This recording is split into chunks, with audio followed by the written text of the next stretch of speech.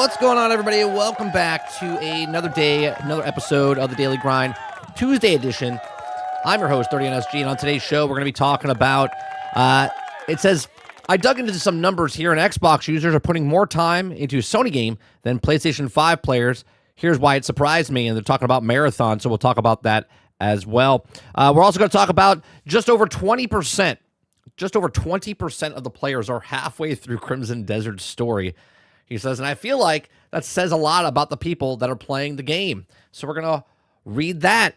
We're also going to talk about The Last Flag, which is the third-person shooter from Imagine Dragons Singer, goes free every weekend for now, right? So it's suffering so bad that they decided that every weekend the game will be free. So why would you purchase this game? Okay, so we're going to talk about that as well. We also have Diablo 4, Lord of the Hatred, will launch with a bare bones new season to keep the new campaign and revolutionize the loot chase in the spotlight. So we'll talk about that as well. And if we have time, we'll talk about other things coming in the news on Twitter as you guys bring them up. How's it going, chat? Hope everyone's doing well. I love that everyone's talking about the thing that we talked about yesterday. Since we reported it, obviously we didn't break it or anything like that, about the DRM stuff, right? We did a story yesterday morning about it, and now the internet has gone erupted, right? Sony has yet to comment on this, right? You have some people protecting it. You have the trash knights protecting it. Then you have other people going, this is happening to me. It only takes place for games that are purchased after March. Anything before March, you own still, right? But if you bought a game in March or after March, if you don't check in for 30 days, you lose the stuff. This is mind-boggling to me. This is the exact same thing that Xbox tried to do a decade ago, basically, with the Xbox One, and they got shit for it, which they should have. Okay, and now we have Sony doing it, and they're not saying anything, so we don't know what's exactly happening just yet, but we'll see what happens. Some people are already defending them, saying, oh, they're going to walk it back. It's not a big deal. It doesn't really matter. Let me tell you something. If you're complacent with buying a game and not owning it, cool, that's on you. But everybody else that wants to own their stuff, we want to own our stuff. We want to be able to play the game. The whole reason for Stop Killing Games is for online games that are breaking. Now for games that are not online. If you don't have online, you can't play the games anymore, right? Absolutely insanity. Insanity. But, you do you, I'll do me. And we'll see who wins in the end. What's going on, chat? Good morning. What's going on, Altarn? What's going on, Ward?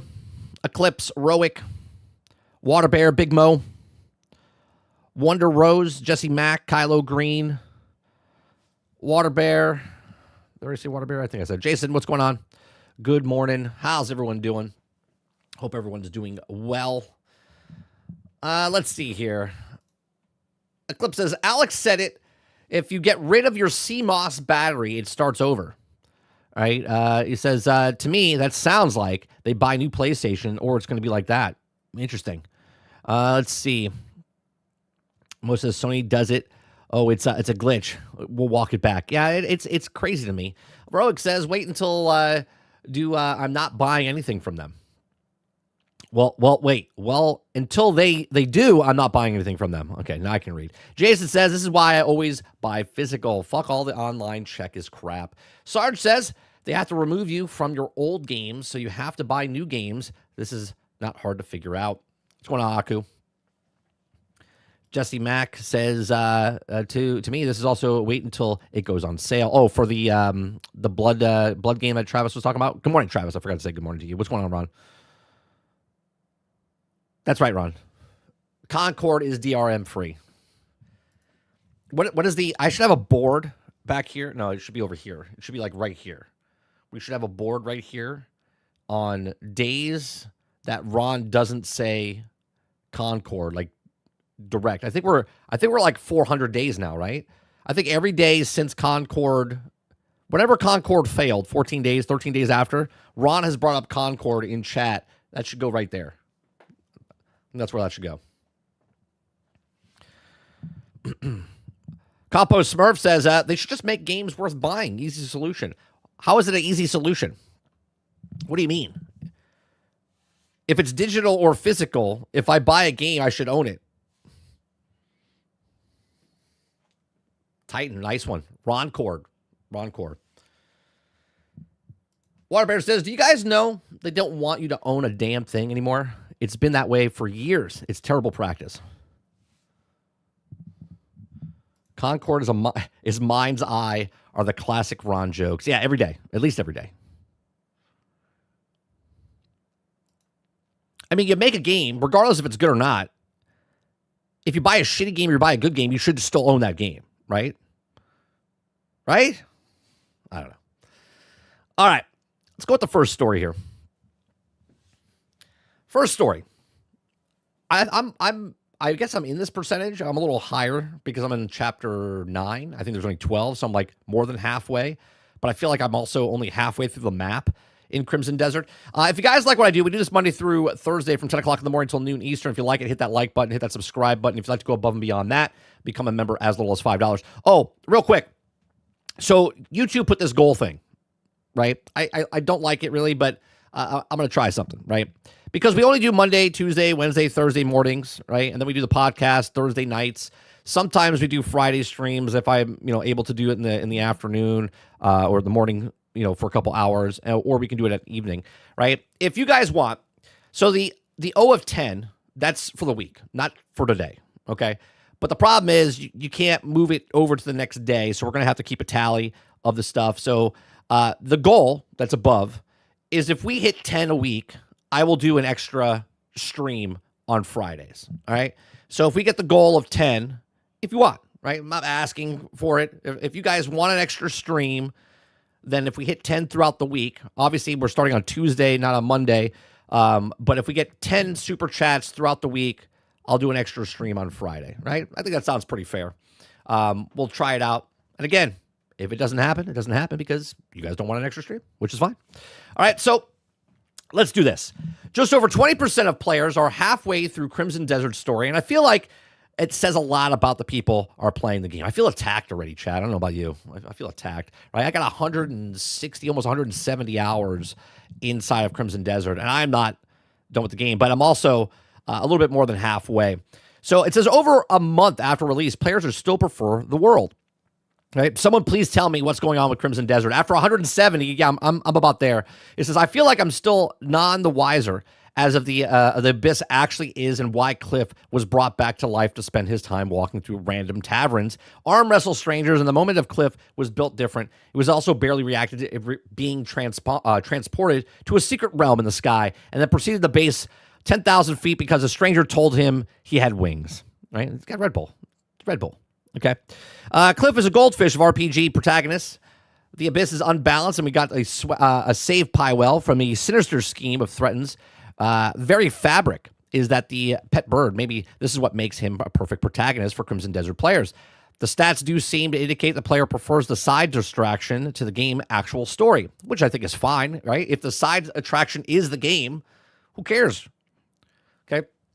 It says, I've always been drawn to a weird, wonderful RPGs ever since I first ventured into the wilds of Morrowind, and I saw a wizard fall out of the sky. So I'm not sure if I've also simultaneously loved and hated the game quite as much as Crimson Desert, but 170 hours in, I've sunk in to tell you everything you need to know.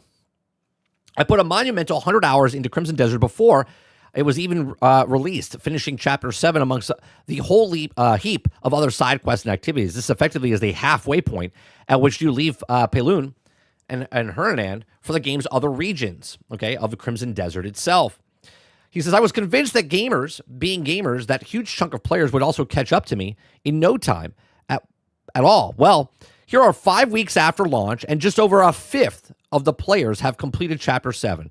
21.2% of you, as of writing this, according to Steam Achievements, now guide games, I guide games for a living, but I also don't think I've ever seen such a gaping disparity between the number of people playing and those actually engaging with the main story. Now, we do have another story that we talked about, what, was it last week or 2 weeks ago? That the average person playing a game in this is putting like 22 hours in a week for this game.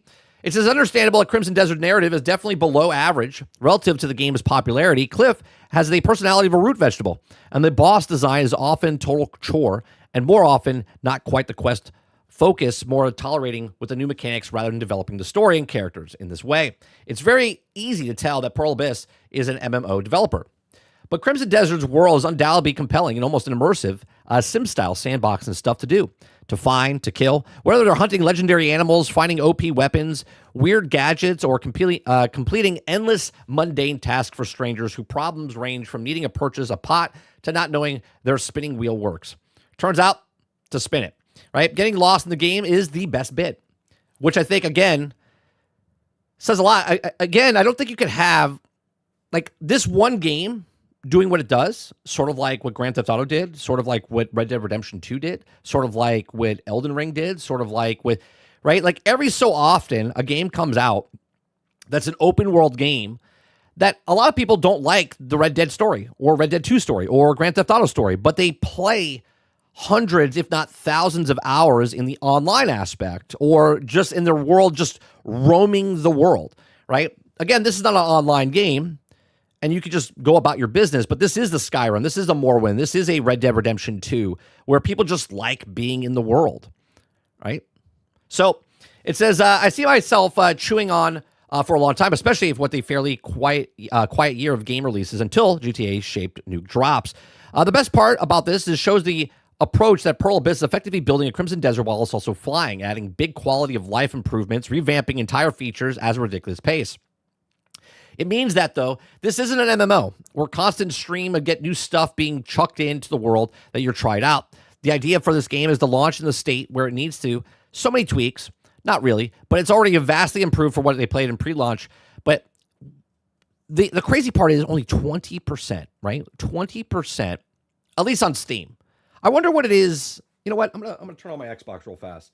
I wonder what it is on Xbox. And if someone on PlayStation can look up the same achievement, getting past Chapter 7, I would like to know what percentage it is. Because, again, I have about 170 hours on Xbox. All right, so I'll look up the achievement on my side. I will look it up on my side. I will be the best goonie ever, or gooner, tomato. Thank you very much for the $5 super chat. Appreciate you. Where do I have to go for this? This is, if I go here, I go to game card, manage add-ons. No, that's not where I want to go. I want to go down here, game card, official club, progress, achievement.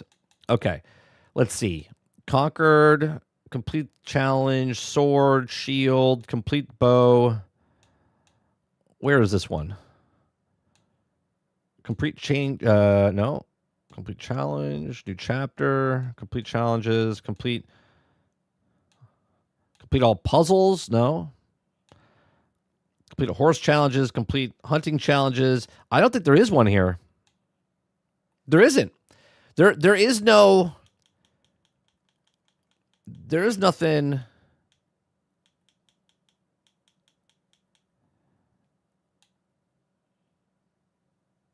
Countless adventures await beyond the horizon. Novice adventure, that's 72%. Master camper, a safe have also standing ready for you and your commanders, 54%. Freedom return to Payloon after defeating the black bears and the jackals. Maybe that's it. Maybe that's the one. What percentage is the one he's talking about here? He's talking about the 20%. Let's see. At launch, just over a fifth of the players have completed Chapter 7, 21.2 of the writing according to Steam achievements. What's the Steam achievement, though, for that one? Any of you guys playing on Steam can tell me what the Steam achievement is and what it's called? Is that different than the... Because here, it doesn't say anything about... These are just challenges and stuff. It doesn't say chapter.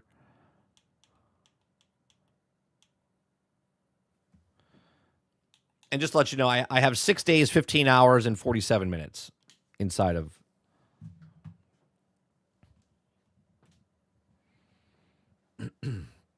Yeah, it's pretty crazy, though, that 21%, 21.2%. Again, on my thing, it was only 17%, if that's the achievement that he's talking about, which is crazy to think, right? That's crazy to think that a game that's been out for 5 weeks and they're still playing.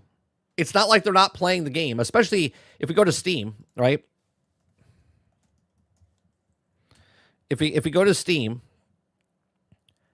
this is impressive numbers for a, right?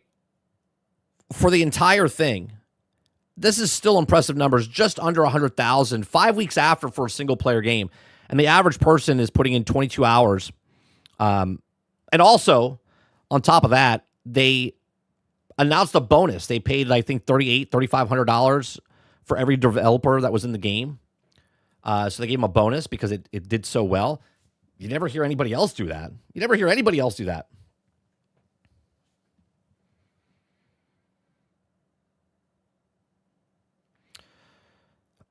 Crowded, we talked about it yesterday. We were the first to talk about it. We literally were the first to talk about the thing yesterday. See, this is why all these big channels and stuff, they talk about it in the afternoon. We talked about it first thing in the morning. It was like, I don't know, what, third story that we did?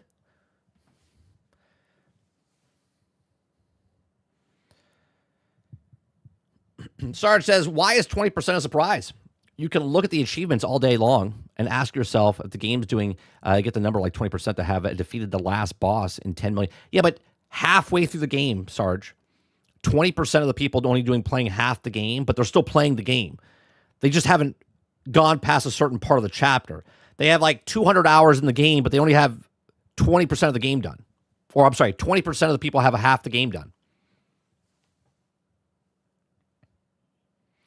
30, Protector of Payloon achievement, complete Chapter 7 of the main quest. Okay, so only 17% of Xbox players got to Chapter 7 then.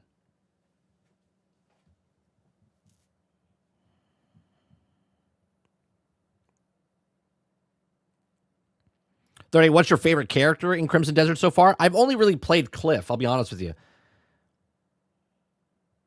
Because the problem is, like they said, I mean, they have 3 characters. They really shouldn't have 3 characters unless they have some other plan.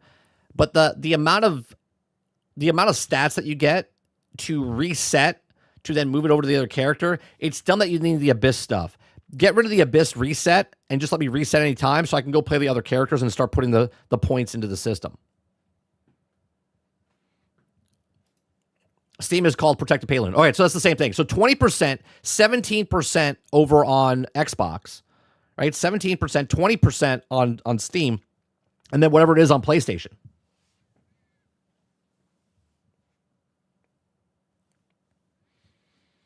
Water says, I wish you could complete the campaign as other guys. Yeah, I wish you could play more of the other guys. It's like those characters you'll play after the game is done, I would assume. Again, I don't know.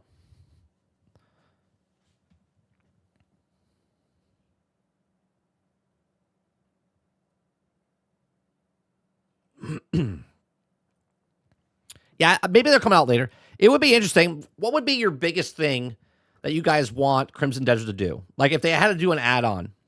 Again, these are just wish list type of stuff. I would like to play the game with just one other person.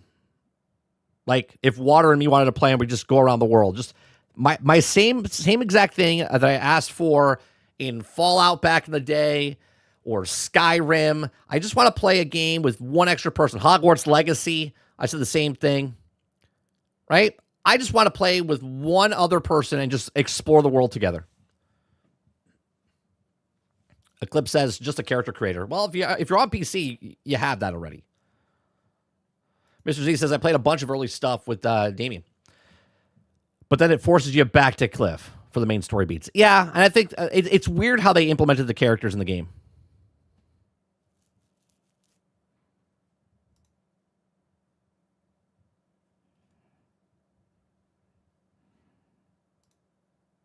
All right.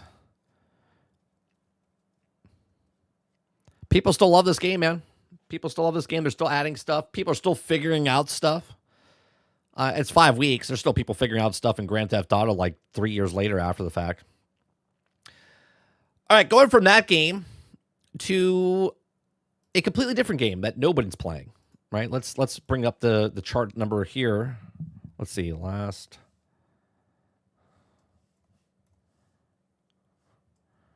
The Last Flag. Oh, Jesus. No wonder it's going free. All right. The next story. If you guys like what we do this Monday through Thursday from 10 o'clock in the morning till noon Eastern. If you like it, hit the like button, hit the subscribe button. If you'd like to go above and beyond that, become a member as little as $5. We just cover news stories. I read it for the first time on stream, give you my thoughts and opinions. We get your thoughts and opinions. We have a little conversation in chat. We get you through a couple of hours of your day. If you do like that, make sure you tell your friends, tell your grandmother. We need older women to come into the percentage of YouTube.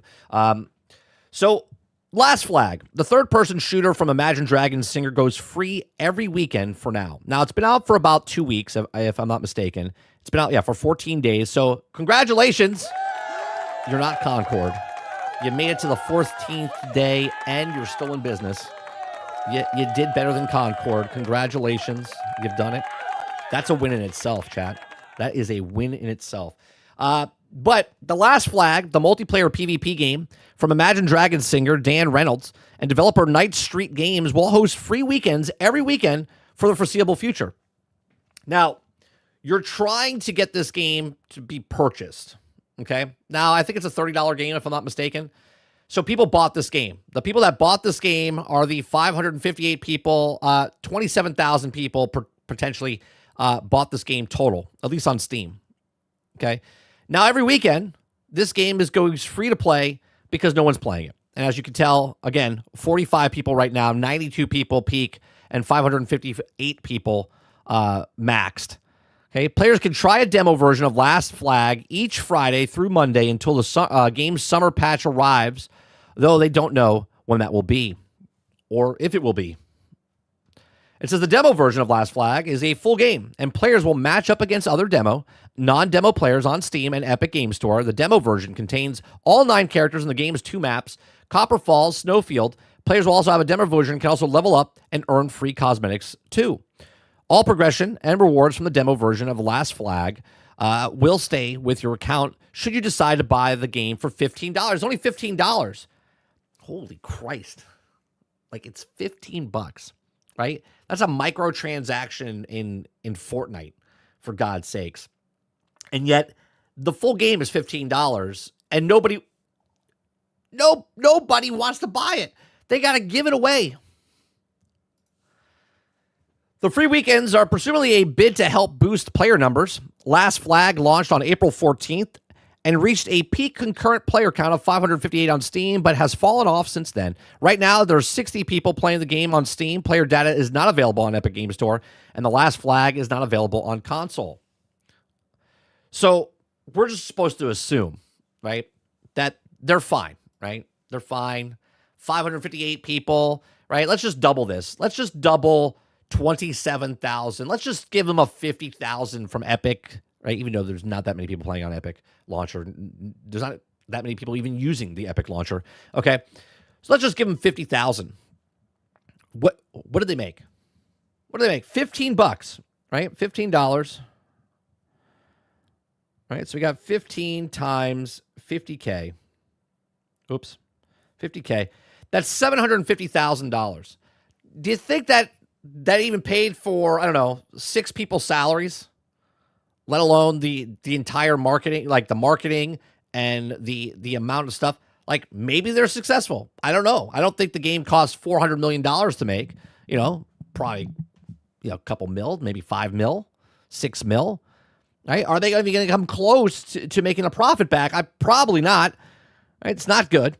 Last Flag may not have a lot of players, but it's gotten good reviews on Steam, where it's also boosted a mostly positive, aggressive review score after hundreds of reviews. It says, what is Last Flag? Well, considering this article is a marketing thing as well, Night Street Games says Last Flag is a capture the flag, but reimagined as a third-person team shooter. Matches begin with giving a team 60 seconds to hide the flag before the action gives off. Wishing everyone a great rest of the week. Thank you, Ward. Thank you very much for the $5 super chat. Appreciate you, man. Thanks for the continued support. You as well. All right, capture the flag is bringing back to your base. Doesn't guarantee victory, though. At once, he planted back at the home base another 60 seconds round where players must defend the flag. The game's 9 characters have their own signature abilities, so teams are encouraged to strategize to come up with the best setup. Players can also spend in-game cash to upgrade. This game's summer update will add a new map. Fantastic. Twin temples and a new character. Okay. Check out the trailers above to get a closer look at Last Flag. No, I'm good. This is just yet another game. And I'm not saying this game is, I'm not saying it's a bad game, right? I'm not saying this is a bad game in any way, shape, or form. But the industry has spoken. The industry has spoken. Now, if this game can make a little bit of money back, again, I think it's a very small studio. Very small studio. I don't think it cost them, tens of millions of dollars to make this game. But I would think that even if they had 50,000 people, right, they're trying to get this number up. It's not going to go up, right? It's not going to go back up. There's no way in shape or form that this game is going to do something like mind-boggling, and it's going to all of a sudden shoot it back up, even to the 558 concurrent people that were playing the game 14 days ago, right? Unfortunately, this is what you call a dead game, right? Now, it could be here. It could sit here for a year. Again, I don't know their budget. I don't know what they need to make, but this is not a popular game. This is 45 people playing the game, right? Just to put that in perspective, chat, we have 31 people in this chat live right now. There's 45 people playing that game right now, maybe less. Let me refresh. Yep, 45 still. Okay. We, a small YouTube channel that has less than 3,000 subscribers, has almost as many concurrent people than playing a game like that. I can tell you firsthand that this game is dead on arrival. Okay. When I'm approaching any game and I have almost as many players as they have, or viewers as they have players, that game's not doing very well. But these are just my thoughts. Let me know yours in the comment section down below. What do you think of Last Flag? Does it last to the summer? Does it make it to the summer to have its summer update, to give that one extra character and the new map? And does it matter at that point? Because there's plenty of other games coming out, right?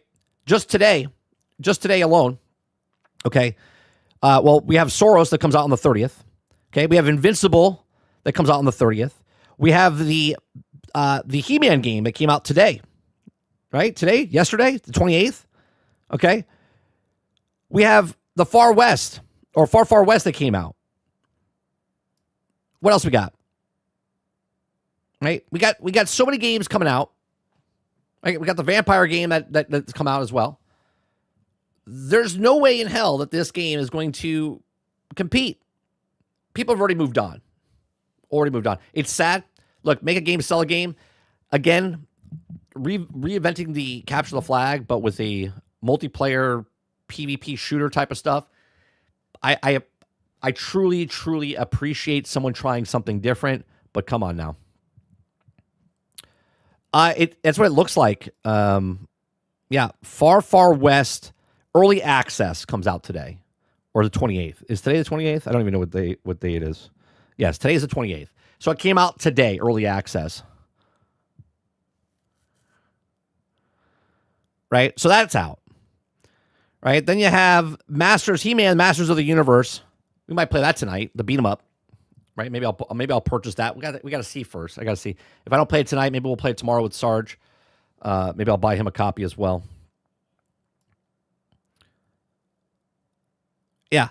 And then May comes, and then you have more games coming out. Right? Unfortunately, Last Flag is not going to make it. What's going on, Ghost Wolf?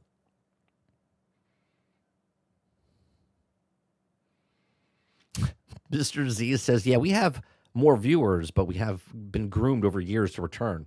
I haven't groomed anybody. You can see yourself out. You can see yourself out. Jesse Max says, Last Flag didn't even last 45 days, just like High Guard lasted. I mean, it's still here. The next peak, it's like the stock market, Jesse Mac, where it passed the Concord line. Now the next point of interest would be the High Guard line of 45 days.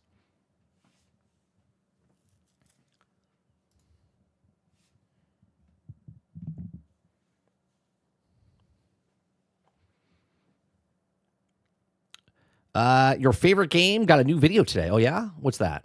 Let me see what you posted. If it's not Hardline, I don't know what you're talking about. Because you keep changing my favorite game, so I don't know what game you're talking about. 007 Before You Buy. Okay. We might be able to watch that. Wait, He-Man, made by the same guys who made Marvel Comics, Cosmic? I think so. Is that the same people? I'm not sure if they made the same game. Are they the same people? Let me see. This is made. Developers are Bitmap Bureau. I don't know if that's the same. It's published by Limited Run Games. They made Mighty Morphin Power Ranger, or no, it's related games. I don't know if they made Toxic Crusaders, or it's the same type of game as the Toxic Crusaders. Let me see. No, that's Retro Developers, Retroware. I don't think they're the same people.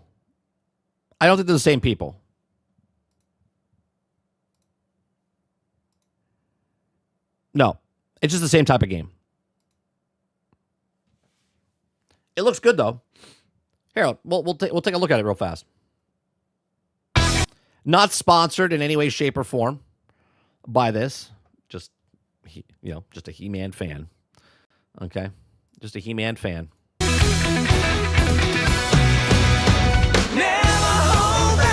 Oh yeah, it's got the 80s music going. It's already won me over. Don't give up. Don't be afraid of the fight. Never hold back. Just hang tough.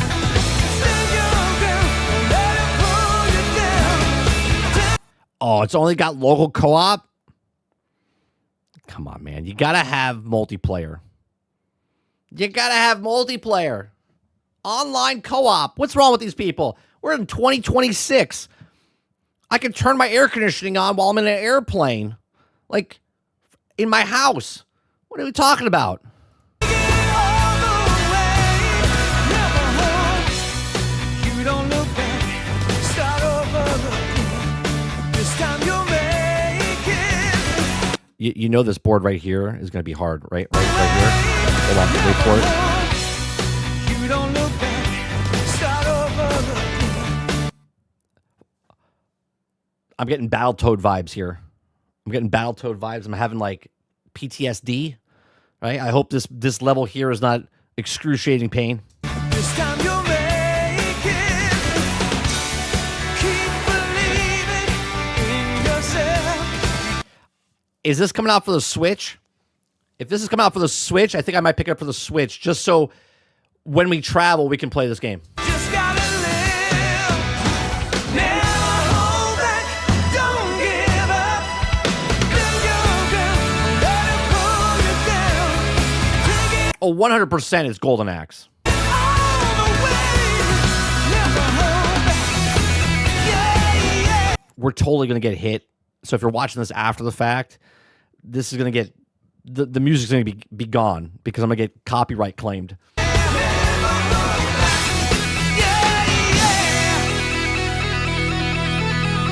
Yeah, Nintendo Switch. I think I might pick this up on the Switch. Me and my son will have a blast playing this.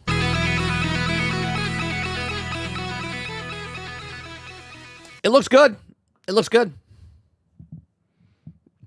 Yeah, keep believing in yourself. Sarge says, how do these tease me with the 80s rock He-Man, but no co-op? Get the fuck out of here. I mean, what was that again?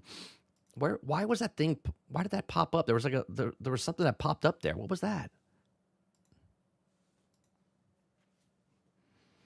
The clip says you're not going to add an online co-op if it's not coming with it. It's not getting it. This has made me a very small studio.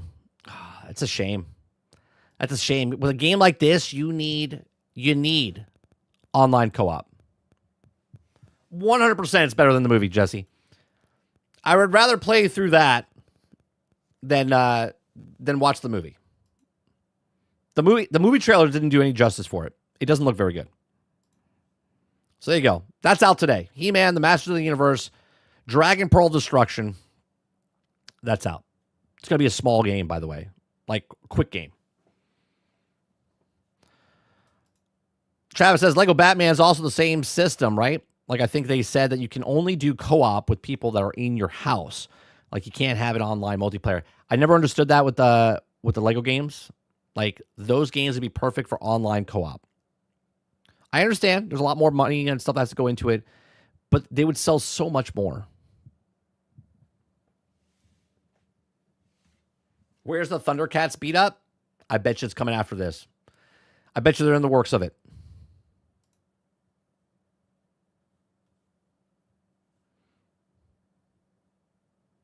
Disconnected from WebSocket, popped out.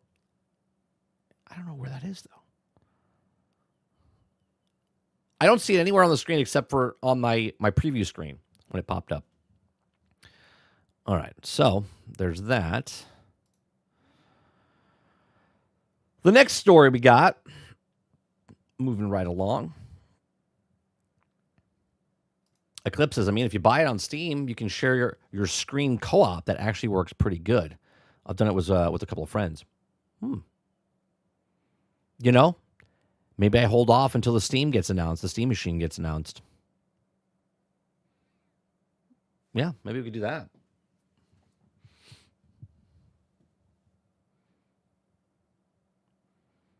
Maybe I buy it for Steam. Now that I can make any device into a Steam machine, basically, huh? All right, the next story that we're going to talk about is Marathon. Marathon, here we go. People are like, this guy's going to talk shit about Marathon. We just cover news stories. I didn't write the article. We're just talking about what the articles are written. Okay. If you guys like what I do, we do this Monday through Thursday from 10 o'clock in the morning until noon Eastern. If you like it, hit that like button. Hit that subscribe button. If you'd like to go above and beyond that, become a member as little as $5. There's other ways you can also support the channel. You can do super chats. You can also get a mug, get a shirt. You can also listen to the music on Spotify and Pandora and iHeart and all the other stuff. So it says, I dug into the numbers of Xbox users are putting more time into this Sony game than PlayStation 5 players. Here's why it surprised me. Now, I love how he says it's a Sony game. Now, obviously, yes, it is a Sony game because they bought Bungie, but it is a third-party game, so it is everywhere. It says Circana data reveals that Xbox players are spending more time in a first-party PlayStation title than PlayStation or Steam users, highly a clear gap between the reach and engagement. Okay, it says, in what I assume is a surprise, at least it was to me, Marathon has top playtime on Xbox in the U.S., taking to reporting from Circana Matt Piscatella, I've got to look at player engagement for a week ending in April 18th of 2026, and now isn't a list of most popular games. Instead, it tracks average hours played per user and where things get interesting according to the report. Okay, on Xbox, Marathon ranks number 1 for hours played per player. Okay, number 1. On Xbox, Marathon ranks number 1 for hours played per player. Kingdom Come Deliverance 2 follows in second, and Crimson Desert in third. Now, just to remind you, Kingdom Come Deliverance and Crimson Desert are both single-player games. All right, Marathon is a first part or is a PvP game that you have to play multiplayer on there. Right. Over on PlayStation, Marathon is nowhere to be seen in the top 3. Instead, Starfield comes in at number 3 following a recent launch on the platform after a period of time exclusivity on Xbox. That's a little weird because people in Starfield are just literally in a load screen because it keeps crashing for them over and over and over. So they're just keep hitting it, X for doubt. Okay, perhaps just interesting, despite the Steam being Marathon's biggest platform by sales, it doesn't appear to be the top 3 there either. That suggests that Xbox players are spending more time in Marathon than players on any other platform, reinforcing the idea that Xbox continues to be a strong home for FPS engagement. It's also worth noting that Marathon does not appear in the top 10 most played games on Xbox by player count in the US, which does highlight the difference between a reach and engagement. Fewer players may be jumping in, but those who are also playing seem to be spending a significant amount of time with the game. At least on Xbox, Marathon might not be a mass market hit, but more like a highly engaged niche which isn't a bad thing. No, it actually is a bad thing. We'll show you in a second when we show you the numbers. It being the first to admit, as I said at the start, this is a surprise to me. I'll also admit that I didn't really expect this from Marathon, but I also didn't really enjoy. I didn't really enjoy the game. Before you jump down my neck, I wasn't the one of the people who wanted to see it fail. Quite the opposite, actually. I think this is great for Bungie. Tried something different, and hopefully the game can continue to grow regardless of the platform. That said, what do you think? Are you surprised? Well, there's so many things here. Because remember, let's go to the Steam charts now, shall we? Okay. It's server day. It's server day. Let's not take that number as gospel, 2,600. It is server day every Tuesday. Every Tuesday, it goes off a line, right? That's where the dips are on Tuesdays. Okay, so this is just the next Tuesday. Now, it is below 20,000. But this number, okay, the total player is 1.3 million players. Okay, this is the 70% of the player base that's playing right now with the 16,000. So even if there was more time being spent, that just means there's way less people, right? So these people are averaging probably, let's say, I don't know, 2 games, 3 games. But people on Xbox they're playing like 4 or 5 or 6 games. That's all it means. There's still way less people playing on it, but they're playing more than the abundance of the 70% of the people are still playing the game, because this is still the leading platform, right? Which is Steam. And yet they're trying anything and everything to help this game make it look like it's more popular. Okay? It's not popular. People are typing right now. They're like, we lost people just because we're talking about Marathon. Okay? You can like Marathon. I don't care. Have fun. Play Marathon. Right?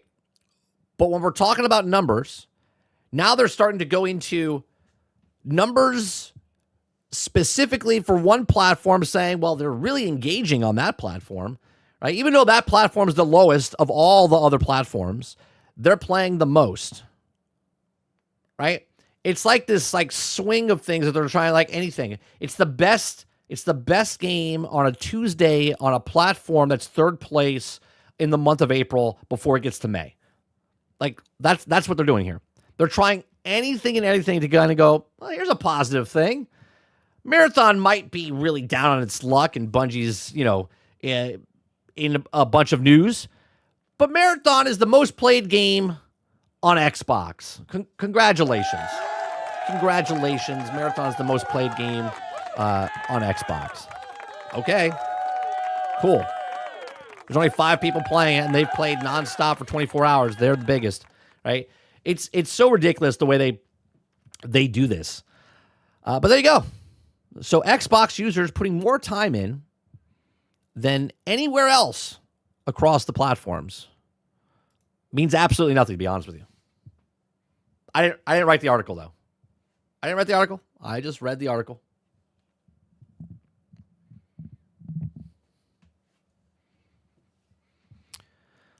All right, let's see what you guys are talking about. Ray says $100 controller. Expect a $1,500 GameCube for the equivalent of a GTX 1070. I don't think it'll be that high. I don't think it'll be high. I think about $800. I think it'll be around the same ballpark as the PlayStation and the Xbox.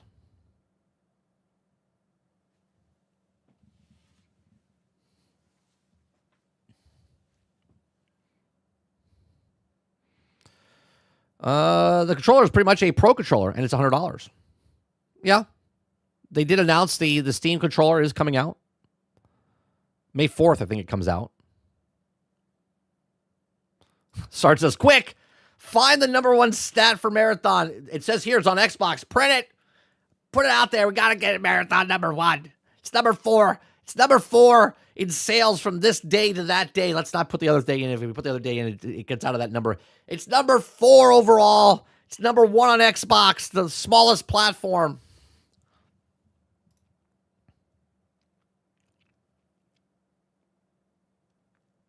Sarge says, highly engaged niche. Please stop.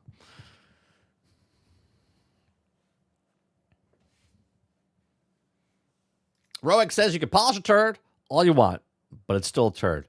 It is. It is still a turd. Mythbusters actually did that. They polished a turd. They made it nice and shiny.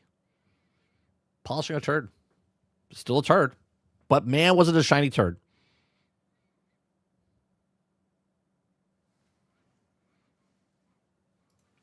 Travis says, so the highest played game on a hack box of a system.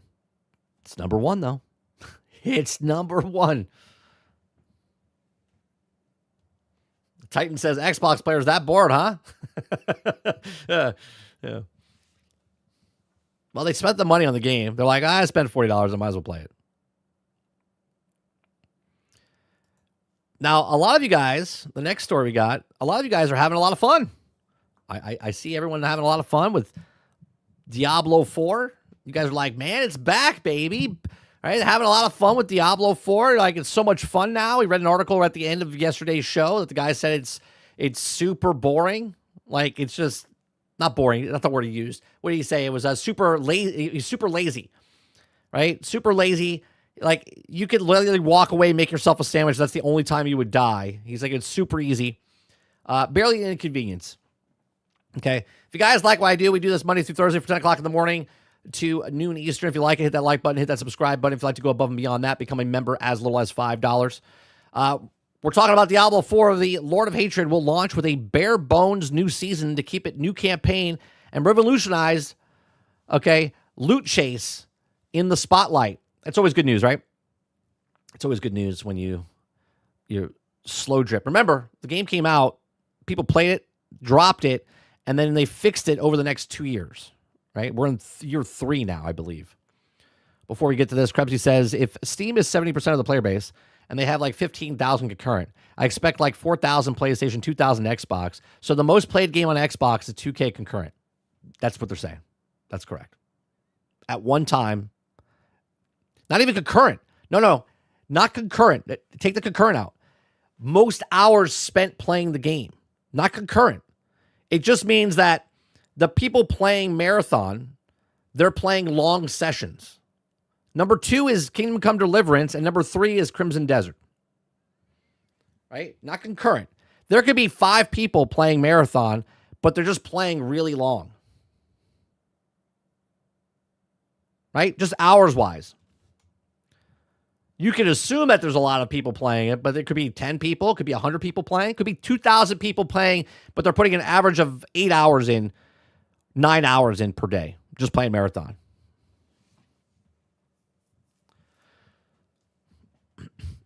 I don't know, right? That's all that means. It's not concurrent.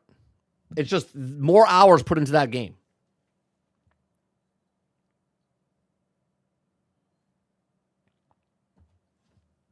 It's like doing a survey, right? We did a survey of 1,000 people, but the 1,000 people that we ask are, real diehard fans. Okay, still retarded? Yeah, no, absolutely, 100% still retarded. Sarge says, quick, clarify the number 1 stat for Marathon just in case. I already closed the story down. I already closed the story down.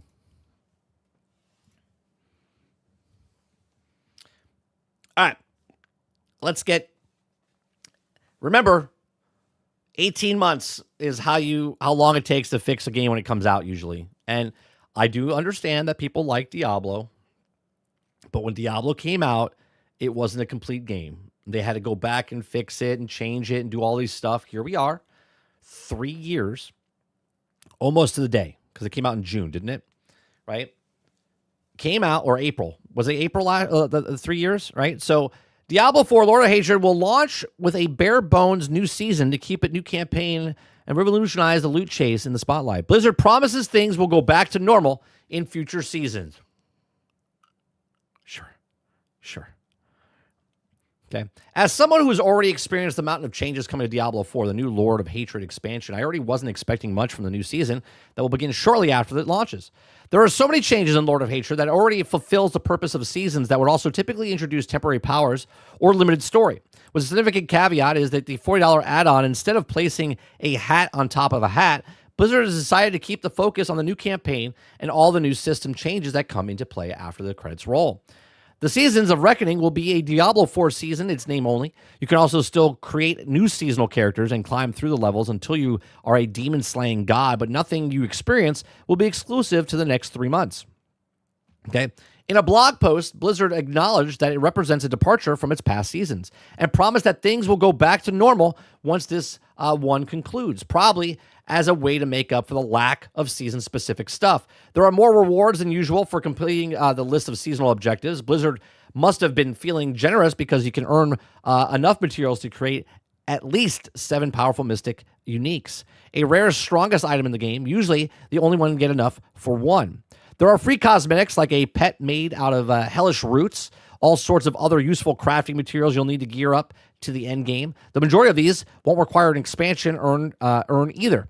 You can also pay money to access to the seasonal and then exclusive cosmetics tucked away in that. If the Lord of Hatred hadn't impressed me as much as it did, the light season would also be disappointing, but there's actively specific skill trees, an entire endgame mode barely touched in 45 hours I spent playing in the review. I can confidently say that nobody will find themselves starved for new things to do. Warlocks and Paladins have joined the roster. Every other class is entirely reworked. Skill trees and item crafting is a real thing, and how the Heroic Cube Blizzard keeps teasing us with the finishing mechanic might hold the key to the mysterious low level or Cal level. It's worth noting, however, that the expansion will launch on April 27th at 4 p.m., but the season won't begin until 4:30 p.m. PTD. That gives you 30 minutes to hopefully make it through the login screen before servers buckle and the weight of the Diablo fans lining up to stick into Mephisto. So, you know what? I have a question. Let's go to YouTube real fast, because I would like to know more about this. Okay? Because obviously the game wasn't done. And so let's go to dark microtransactions, because he's always playing games like this. Let's see what he has to say. Is he over Diablo? Does he play Diablo? Path of Exile expansion and why I stopped playing. Oh, well, here you go. Yo, so this video is just going to be me. So again, I just brought this up because I know that he likes to play these games. I'm going to put him in the description down below since we're going to watch this. This is him, why he stopped playing the game. Now, again, you guys can play whatever game you guys want to play. You guys like the game that you like what you like. Okay, let me see. Dark microtransaction. Let's put that in the... Okay. So we're going to watch him as he talks about why he stopped playing Diablo. Touching base with people that maybe watched me with Diablo 4 back in the day, just kind of some unfiltered rambling thoughts about Diablo 4, making content on it, where I'm at with the game, why I stopped playing the game, and just kind of thoughts on Diablo 4 in general. There's a lot of people that I know watched me back in the day for that game, maybe wondering where I've been and what my plans are for. He blew up. He blew up because of Diablo 4. He blew up originally for microtransaction games on mobile, but then Diablo 4 was his game that he basically just blew up on YouTube for actual games, because he used to play the mobile games a lot. I get a lot of questions related to if I'm ever going to cover Diablo 4 again, if I'm going to play the expansion, etc. So this video is for those people that are just happen to be interested. So here you go. Hello, everybody. Good morning. Hope you're having a good day. Now, if you didn't know, this channel was actually called DM Diablo 4. That was the original name of the channel, because this channel was created and made content around the Diablo 4's launch, which was all the way back in June of 2023. So it was June. We're talking 3 years ago, which is making... Which is like a blink of an eye, let's be honest. Me feel quite old, or that time is going pretty fast. I'm 35 now, and I think I'm kind of crossing that threshold, to be honest with you, going into boomer age maybe, but it is what it is. Now, at the time when I started playing Diablo 4 in the beginning, it was a lot of fun. I had the time of my life creating a channel and having people join and enjoy the content around Diablo 4. And that was really just one of... I can't believe it's been 3 years since that. That launch and the months to follow were some of just like the funnest time for me. I had a game to play that I was really enjoying. I had fans that were overwhelmingly supportive and kind to me. And it was just all good, man. It was just all good. And then after about a year, maybe it was more like 6 months, okay, the game started to get, for me, basically boring to a point where I wasn't enjoying playing the game anymore. And I think one of the worst things you can really do as a content creator, and I've done it before, so I would know, speaking from personal experience. I like his sweater that he has. He's a big RuneScape fan. I don't know if you guys know this. He's a big RuneScape fan. So he's got a Grand Theft Auto style shirt, but it's RuneScape. It's continue playing the game that you're not enjoying just to make content on it, because you just become miserable and you end up becoming more and more negative, etc. And I think to some point I followed that route up to a certain amount of months, and then I realized I wasn't having fun with this more, and I just rotated into playing other games I was more interested in. Now, I know a lot of you guys have continued to play Diablo 4 all the way through. Maybe some of you are new. I have a lot of newer people to watch from like PoE2 and stuff. Maybe some of you guys never played the game, etc. So this won't ring as true to you, but a lot of the OG audience around here might still be playing Diablo 4. And I've gotten to a point where I haven't played it in so long, and I don't have any emotions around the game anymore. And I could literally never play this game again. He hated it afterwards because he's like, the game is broke. Like, I know a lot of people forget about this, right? Because you like what you like, whatever it is. We're insert game here. And we forget about certain things. Like, we're 3 years out from when the game launched. Right? And I get that you guys are like, oh, it's a great update. Just as the article that we just read said they fixed a whole bunch of stuff. That means it was broke at some point, and they actually finally fixed it. And be perfectly fine with it. That, I think I might have accidentally sort of become the target audience for this game, which is someone who's just trying to log in to have a quick moment of fun and doesn't need the game to be a 24/7 game. You remember back in the day? That's just because your age now, Dark Microtransaction, right? Your age, you're getting to that age bracket now where you're like, I don't care about game. I just want to have fun. When I did my first review, maybe you remember, maybe you don't. I did a review of Diablo 4 in which I called it, I said, I think this game was not made for me. It was meant for you. And what I meant by that, and I think this is actually still true nowadays, is that this game is not designed for people that play the game 24/7. That's correct. It's built for the people that don't have that much time and just want to put in an hour or two. I don't even know what he's going to say, but I'm assuming this is what he's going to say. Like 2 hours a day, the more casual ARPG. That have no life. It is meant for the people that are playing the game normally. Yeah. Normal dudes playing the game for, a few hours, after work or whatnot. And that kind of got turned a little bit into like this meme of Diablo 4 is for people with like 15 wives and 35 kids. The gamer dad, the casual. It became like almost like a slur in a way. I always love this when people talk about like dad games or boomer games or anything like that. Right? Because there's going to be a day where these people turn into this and they'll understand exactly what happens. It's called responsibilities. Right? The people with responsibilities have the most money. Why? Because they have responsibilities. Where the kids that are making fun of the dad gamers and the casual gamers and stuff like that don't realize it, but they're actually getting an allowance that gets them, or mom and dad buy them their games. For those types of people. And it's, I don't think, looking back at it, like, I'm not saying the game has ever been like a phenomenal ARPG, but I think it kind of remained true to what it was supposed to be originally for me, which is, I think the game, it does a really good job at being an introductory ARPG or being that real chill ARPG. See, for me, I don't want to agree with that. I think Blizzard, because of Diablo 2 and then Diablo 3, when you make a game like this, if you make it a niche and you spent that much money on it, you're not going to make your money back. So obviously they have to make it the most widespread as possible, because you're trying, like, if I have a million fish in an ocean and I throw the net, I'm going to catch a couple. But if I have a million fish in a lake and I throw that net in the lake, I'm going to catch a lot more fish, right? The ocean's gigantic, and all of these gamers are out there, but if you make a niche, you're not going to get it. So you have to make it as widespread as possible to get as many people. And they did. They did.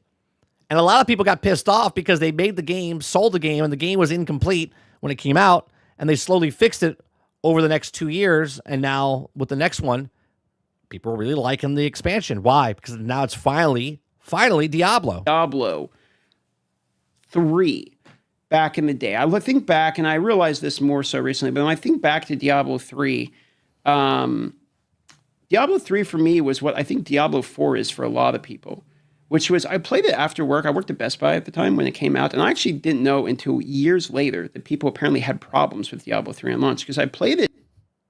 See, echo chamber, man. People don't know what they don't know, right? There was a massive problems with Diablo 3, but he liked it, right? Just after work at Best Buy with coworkers, and I fucking loved that game. Actually, Diablo 3 was the game I bought the most, weirdly enough. I owned it on PC, then I bought it on Xbox so I could couch co-op with people. Eventually, I moved over to PlayStation, I bought it again on PlayStation, and I got it on Switch when I got a Switch because I wanted to like play something just in bed or on the airplane, etc. So I got a kind of a mobile version of the game. So I've actually bought the game 4 times, which is insane to think about because like I don't really play it anymore, but that was the game I've actually bought the most is Diablo 3. And I never really had issues with Diablo 3 because I never really ran. Like I thought it was just like overall just a pretty fun game. I didn't even know people did have issues with the game until years later. And so I've gotten to that point with Diablo 4, and I watched their When did Diablo 3 come out? What year did Diablo 3 come out? That's before social media, right? Social media was 2011? reveal live stream. And I historically think, I think this is just like fair to say, is that their reveal live streams or their campfire chats, like I think their live streams are historically pretty bad. Like I think there could have been an emo style, fairly unentertaining, and they just kind of like fumble over a bunch of patch notes. They're like spreadsheet type stuff. I think they're giga boring for the normal dude, okay? Especially in May of 2012. So it's like right as social media and stuff was happening. Kind of a space where ARPG reviews are It was horrible. Horrible back then. Like kind of hype with their competitors, right? Like we go out and you like a big reveal, really exciting, 45-minute reviews, and then we've had these bland campfires, which maybe that kind of adds to, part of the reason it was easy for me to like get bored with the game eventually. They just kind of done a bad job of keeping up the hype with it. But this reveal live stream I watched where they're revealing the Lord of the Hatred, I actually thought was pretty good, to be honest. I thought I was a little bit surprised when I watched it. I don't know if they've been getting better. Eventually, I just tuned out of the campfires, and it just wasn't for me. I just stopped watching it. Like I stopped playing the game, so I just kind of stopped keeping tabs. Well, here's the thing, right? And again, what he's saying makes sense. I haven't watched any Diablo stuff in a year and a half, 2 years. When leading up to Diablo 4, we covered it every time they had a story. Every time they had a live stream or whatever, we talked about it constantly, right? And we're like leading up to it, and we're like, if you can go back to those videos, even in the GXG episodes, I said the game probably won't be finished when it comes out. It'll be fixed 12 to 18 months afterwards, which turned out to be the case. Okay. And now, because it's actually doing good, people are just hyped about new things, right? We like new things because we want the thing that we loved, and he's admitted he loved Diablo 3, so obviously he wants to love Diablo 4, which is obviously fantastic, right?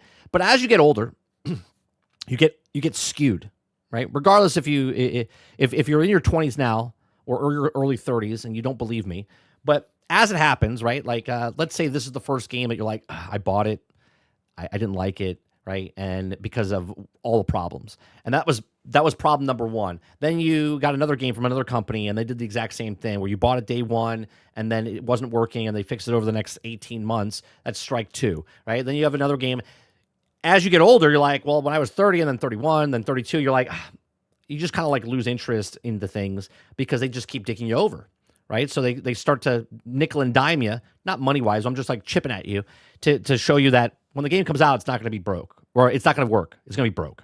But I went back to watch the Lord of Hatred one because I had seen on Twitter that people have been saying like, oh, it's really good. Like a lot of the people I respect on there have been saying it's really good. So I was like, I'm going to go watch this. So I went and watched it, and they actually got me. Yeah, but people said Diablo 4 when it came out was really good.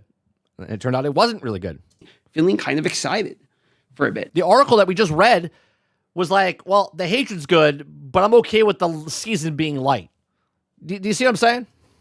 Now, I have to mention, because I think this is hilarious, that they did like 4 separate ad reads for random shit. You had Jackson Guitars, you had Gummy Worms, you had Fanta Soda. They had the Paladin out there attacking a Fanta Soda in front of a 7-Eleven. Like, I don't know, this is just a side rant. I don't know why a company that is valued this much, that's part of $1 trillion organization, I don't know why we need to do ad reads for Fanta Soda in the middle of like your largest reveal. The answer, microtransaction, is money. Money. That's the reason. No other reason. There's no other reason except for money. Companies, way smaller valuations with competitive games that aren't out there doing fucking ad reads for Gummy Worms in the middle of their most hype moment when the most eyes are on them. You want your warlock to slay? Have some Gummy Worms. Like, what? But I digress. Okay, that's a side point. That being said, I actually got kind of excited watching this a little bit. Now, I have played the Warlock, and I have actually done an interview with them. I didn't post any of it. One, because the interview is terrible, because I don't know what I'm talking about, because I haven't played the game in forever. So it's like, I'm not going to bother posting this. And 2, I just wasn't really into Diablo that much. I didn't want to make content on something I'm not excited about. Like I said, I think that's a mistake. So I just didn't bother like making any content about this, you know. And they offered to send me the BlizzCon stuff, but I'm not going to go. Like I'm trying to like actually only play stuff when I enjoy it. But the reason I make this video is I want to touch base with the people that play Diablo 4 still to the day. But 2, I want to ask you guys is 70,000. The people that are still playing it, like, has the game actually legitimately gotten better? Because I wouldn't know is the reality of it. I would assume yes. But that can be said to pretty much any game that's still around after the launch, which we talk about all the time, right? A game that comes out on day 1 is going to be worse in this live service era of games than it will be on day 1, year 3. Just fundamentally, that's what it is. You buy full price at launch, pre-order day 1, and the game's going to be broke, buggy, and unfinished. And then day 1, year 2, it'll be a better game than it was day 1, year 1, which will be better on day 1, year 3. Do you know what I mean? Like, that is fundamentally how they plan. This is exactly how it's played. Not by accident. This is how it's planned.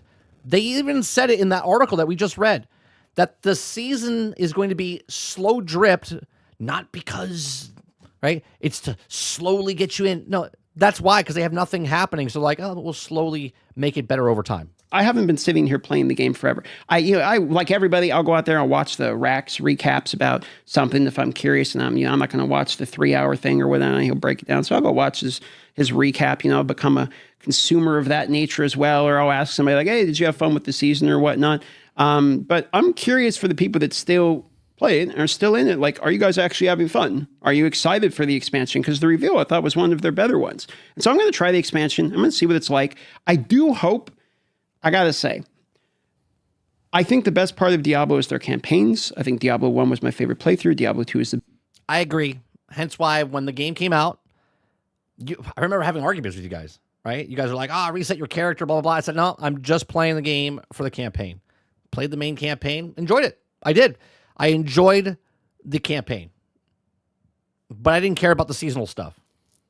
And then they had the problems with the seasonal stuff, because the seasonal stuff obviously was better than the stuff that was in the actual game. Best playthrough, Diablo 3 is the one that I played the most, and the Diablo 4 original campaign was good, but then they put out the Vessel of Hatred, and I'm not trying to be like, a yucking your yums or anything if you're a big fan, but I thought the Vessel of the Hatred campaign was like the worst campaign out of all of Diablos, easily. I thought it was a very bad campaign.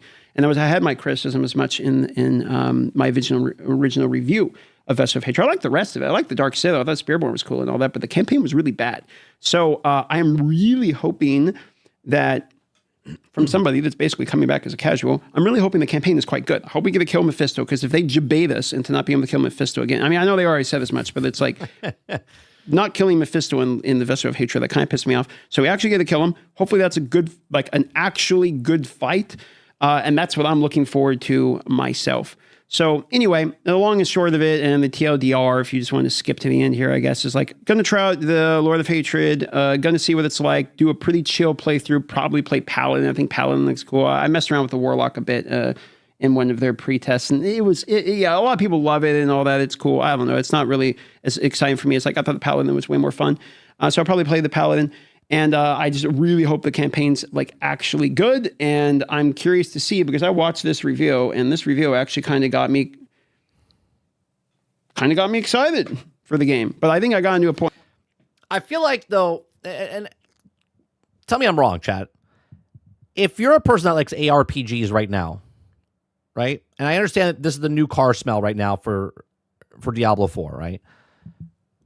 Isn't Path of Exile 2 still a better game than Diablo? Isn't Epoch better than Diablo right now? Right, this is 3 years later.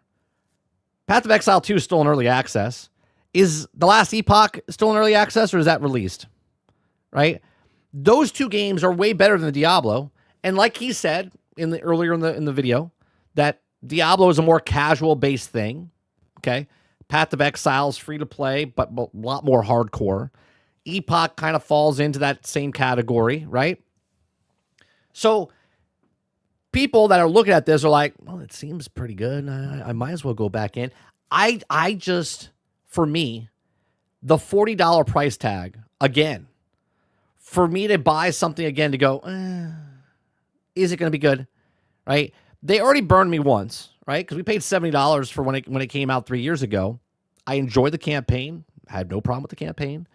But then I just saw what it was afterwards, and I was like, yeah, no, I'm good, right? Because again, Path of Exile 2 just keeps coming out with more content, keeps adding more stuff to that game. I don't got to pay anything extra for that.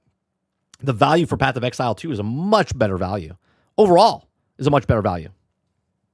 And like I said, where I'm just like so out of the game that, I don't have any negative feelings at all towards the game. I don't have any positive feelings. I'm at the point where I just don't care. So I think I'll actually probably have a good time playing the game. You know what I mean? So anyway, that's it. I wanted to touch base about Diablo 4 because I've had about a bajillion people. Yeah, I don't hate Diablo in any way, shape, or form. I just think it's funny that, we always come back full circle. We always come back full circle of, oh, well, it's a better game now. Well, it should have been a better game when it was launched. Insert game here. Jesse Mack says 50-50, all of the casual players is out of D4, but the hardcore fans are still playing D4. This is why D4 is still alive. They stick to the casual players. D4 wouldn't be able to survive. I don't know if that's true, Jesse, because casual players buy the same thing as hardcore players, right? They buy the game. The company doesn't care if you continuously playing unless you're buying the microtransactions. A casual gamer can still buy the microtransactions. They might only play 6 hours a month, but they also might purchase the microtransaction of $20 for a skin, right? So to say that the hardcore people are the only people keeping Diablo 4 alive, I would say is less likely. I would say that the casuals, because more casuals, right? If 1,000 people are playing here casually, and then a new 1,000 people are playing here casually, and a new 1,000 people are playing here casually throughout the entire month, through 6 months through the year, I would say more casuals are keeping that game alive, hence why that's more casual of a game. If you're a hardcore player, you're blowing through it. Same conversation that we had yesterday. There's never going to be enough content for those people. They're constantly going to give feedback and stuff that say, you should add this, you should do this, because they love the game so much, but the company can't keep up with them. LE is good. Or Last Epoch is good, but I think it's more casual now than D4. Path of Exiles 2 is still more of a blaster. Clip says, if you just want to do what you want to do to play casual, then play Diablo. I think the Last Epoch is the best of them all, but that's me. Yeah, I don't think that's it's a fair statement to say hardcore people. Diablo is a much more casual game overall, always has been. Just because he has this realization himself doesn't mean it wasn't true. Diablo has always been a more casual thing. It's easy for people to be like, I love Destiny. I was a hardcore player in Destiny. Be like, well, there's more hardcore players. No, that's just because I play hardcore, so I would assume that there's more hardcore players. Casual players is why Destiny has lasted so long. So many casual players.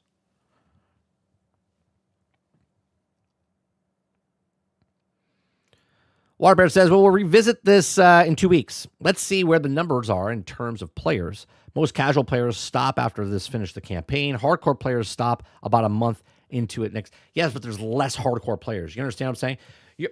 Picture this statement that you're saying to the hardcore players that are playing Marathon right now on Xbox for that stat of more hours being played on Marathon on Xbox than anywhere else, right? The hardcore players, right? There's more casual people, but they play less of it.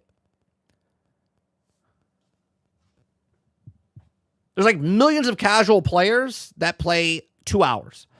And then there's like 100 people that play 10 hours. D4 players playing only Diablo is a very, very, very small percentage of games sold. That's to any hardcore thing, though. Or it says Marathon hardcore players, are they asleep? No, that's the players playing. Right? That's the players playing. At least on Xbox.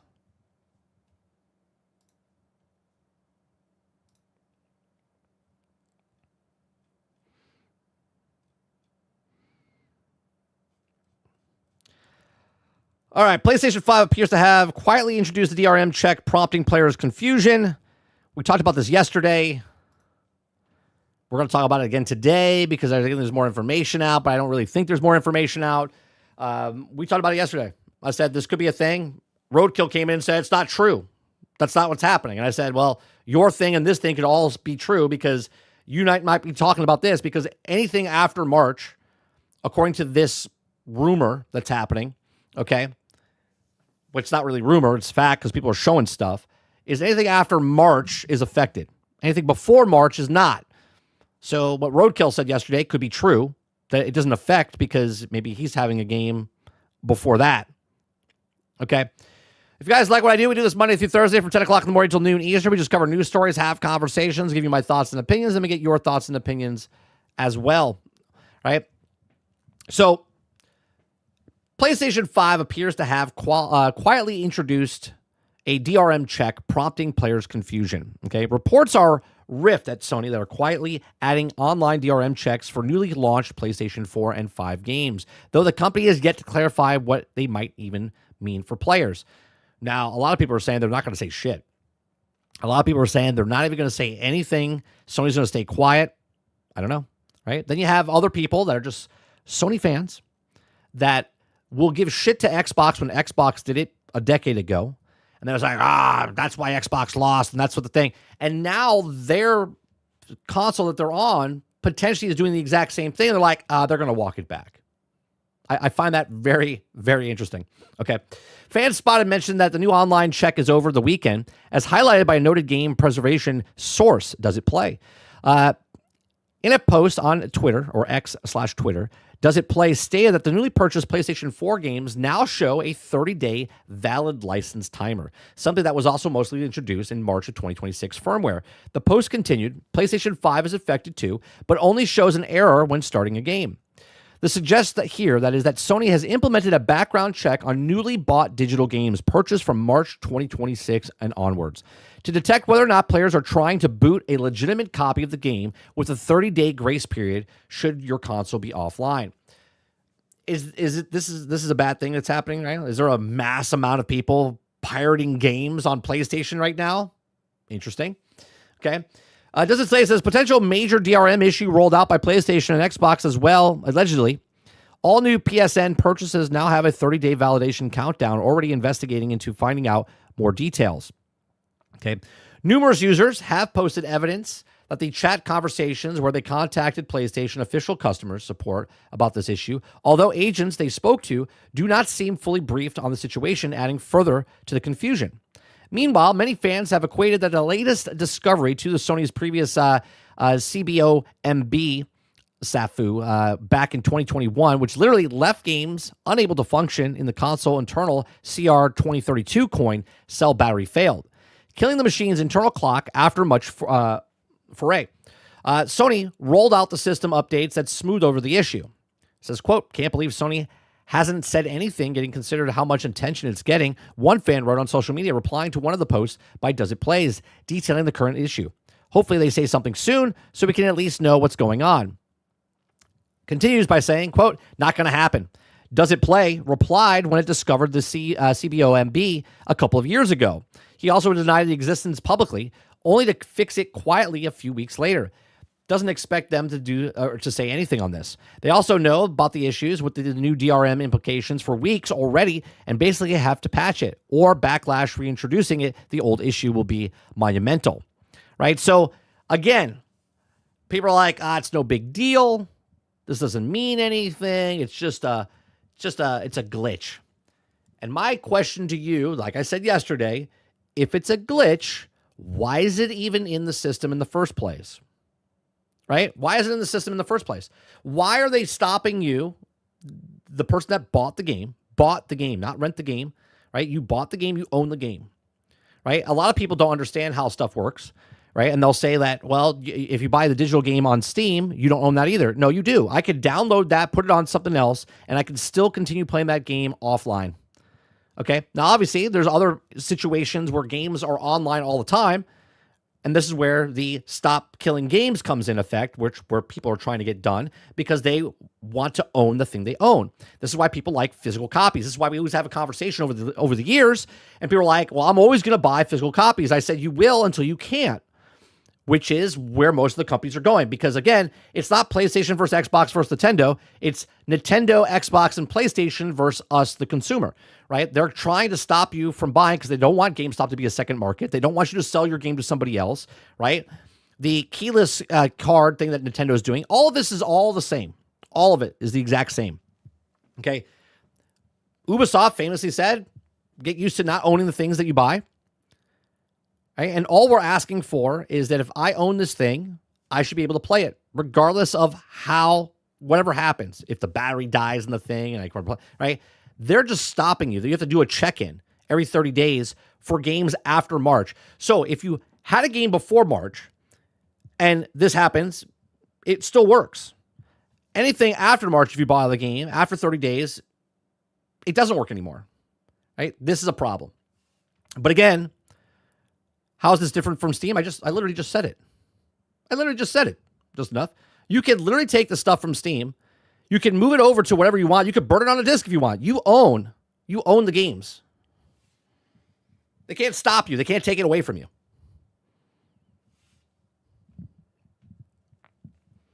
Krebsy says, so it's a March update, but it took 27-ish days for people to find it. It's also a little odd to the original screenshot from a chatbot didn't show the question asked. If you're talking about the one that they posted in Discord that Dave or Dustin posted, I don't know about that one. The one that obviously at 27 days afterwards, they wouldn't know about it until after the 30 days was up, right? I would assume.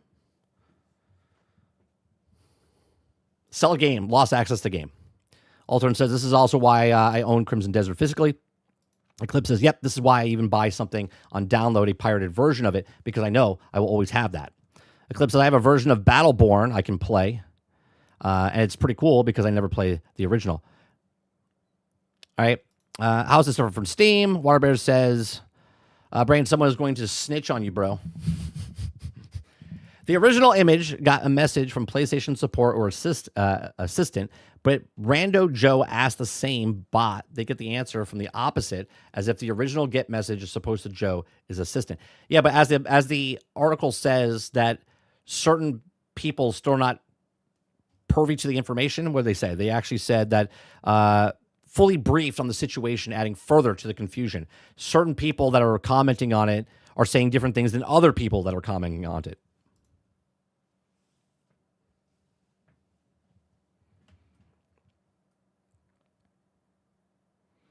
Kingard says, I can 100% confirm that the chatbot acknowledged it. Did it myself this morning. There you go. Steam makes me online check to play sometimes. That's correct, just enough. But you can also own the games that you have. You can take those games. You can burn them on a disc. You own those games. Kingard says, I know this is a trust me bro moment, but anyone also welcome to try it themselves. Maybe you got one of those. Maybe you got somebody that was actually know what they're talking about, Kingard.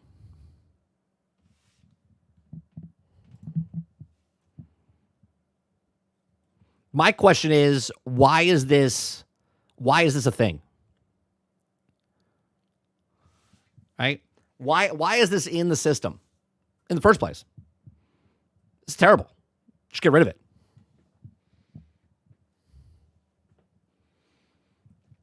Alternate says, trust me, bro, moments are the best sources. Yeah, 100%.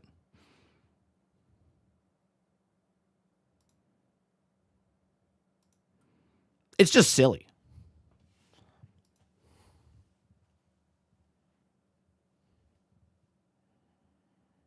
That's another thing that's happening with YouTube, right? YouTube's demonetizing people, false flagging people, and you can't do anything about it. To get a hold of somebody is impossible. They're saying that they're using AI for their videos, and no one's using AI for their videos that are getting pulled down. Right? It's the same thing. It's like, why is this happening? Why is this a thing? Kraken says, 30, did you cover the Steam controller news?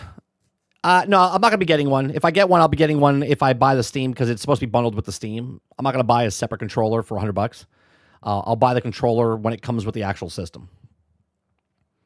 Could be the system for PlayStation Plus games. You check to see if the person is still subbed to PlayStation Plus to allow or not allow to play the game. That's not what this is, though. Krebsy, I see what you're saying, right? This is just, there's been multiple reports of people showing screenshots of games that are not even on the PlayStation Plus. It's just they're getting cut off and they can't play it. We'll see. We'll see. Look, I'm not gonna jump to conclusions or whatever. Regardless of why it's happening, why is it there is the problem. If you're gonna give shit to one company for doing it a decade ago, you gotta give shit to the other company that's doing it right now. Alternate says you got passed through the 20 chatbots to talk to someone for those big companies. Titan says, assuming that the Steam box comes with the controller, they said in a report that it would be bundled. Again, they could change their mind.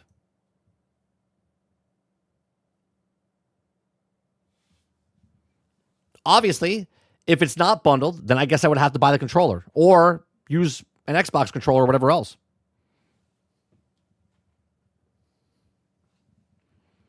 Kraken says, but 30, Sony can do no wrong. You know this. It is amazing to me, Kraken, that the people that are just like, this is no big deal, are the same people years ago on social media were giving Xbox shit for the DRM stuff. And now the console that they're on is doing DRM, and they're like, it's fine. It's fine. What's the big deal? What's the big deal? It's like, what are we talking about? Right? We don't want it. Stop doing it. Alton says this is how they get the cost down. $500 for the Steam machine, $100 for the controller. I guess perhaps.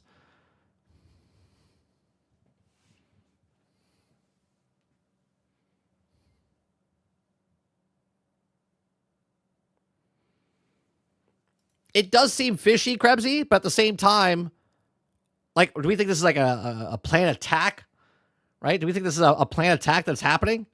I mean, you can literally see screenshots of the thing saying it ends in 30 days, like on the actual PlayStation. It's not like people are making it up to just shit on PlayStation.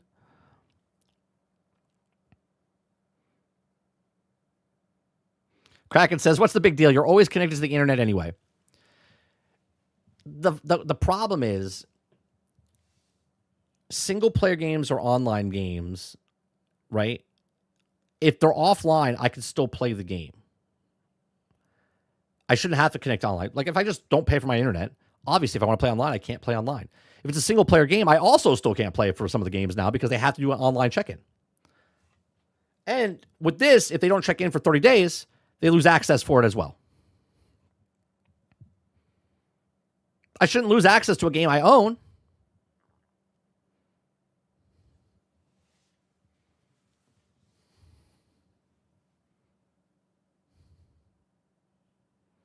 We just gave shit to Nintendo for doing it. It must only be fanboys. But that's what I'm saying. Like, keep it consistent, right? I know what I want. I don't want DRM. I don't want people telling me that I can play or can't play a game. If your game is an only online game, and I can only play it because I have online, and I don't pay for your online anymore and I can't play it, cool. Right? But if it's a single player game and I don't have to play it online, but now I have no access to that game because my battery dies in the thing, or I didn't pay for your service anymore, Kanger says, what's the big deal? What's the trade-off? What's the one single benefit for the consumer? If there were none, why would it be considered our purchase being conditional for no reason? Is it to lose access to the game bought after March? Because it's if you bought the game before the March deadline, Water.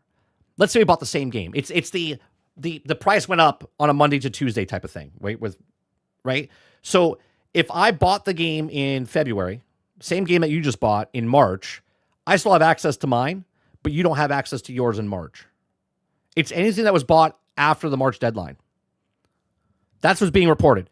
People that said that they bought the game before March, they can still have access to the game. But if you bought it in March after, they do not have access to that game anymore.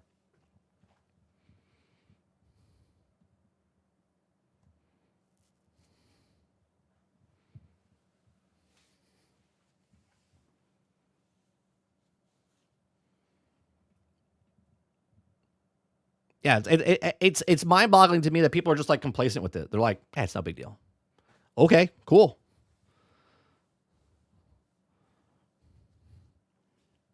And people will say this, right? Because we've had this conversation before. Like, these games that are on my are also licensed, right? But I own it. I own those games. If Microsoft or Sony want to come to my house and try to get those from me, good luck. I own those games. I can play those games as much as I want. I can use it as a coaster. I can use it as a book stop. I can use it for whatever I want. I own the game.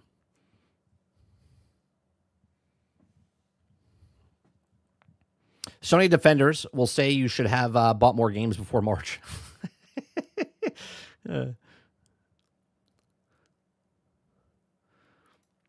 Waterbear says, that's weird. DRM thing then. This is not when the DRM works. It's not a selective thing. It covers everything. It's had to be a glitch or something. It's not a glitch. It's not a glitch. If it was a glitch, you wouldn't see on the screen itself a timer on it. They program that shit inside the system.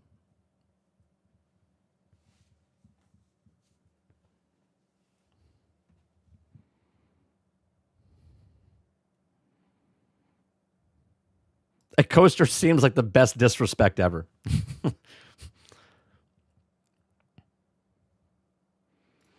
Here, this is I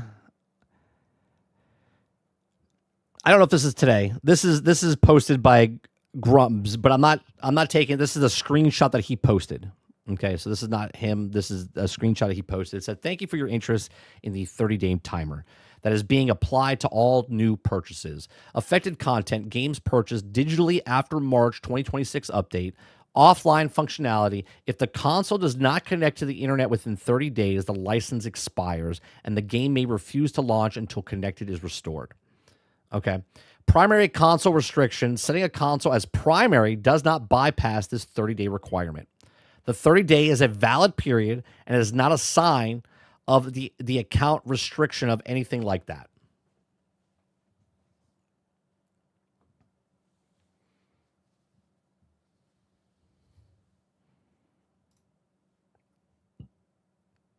So, let's see what else is going on here. Everyone can defend what they want. I don't want DRM in my things. I purchased the thing. It's my thing. If you don't want me to own it, then you know what? Make everything like Game Pass. If you don't want to own anything, then make everything like Game Pass. I'm not going to purchase your $80 game, your $70 game. I'm not going to buy your expansion. I'm not going to buy anything. I will rent the thing from a service. Maybe that's what they want. Maybe they want to make the problem sell the solution. Altern says, every time they do shady stuff, these companies always call them a glitch or a bug, and we'll fix it soon. Anyone remember Ubisoft doing the same thing? Yeah, they all do it. This is my problem, Altern. They all do it. The Nintendo thing is pretty cut and dry. As a lot of oddities, names not lining up, days going in unnoticed, messages being hidden, no one with credibility mentioning things.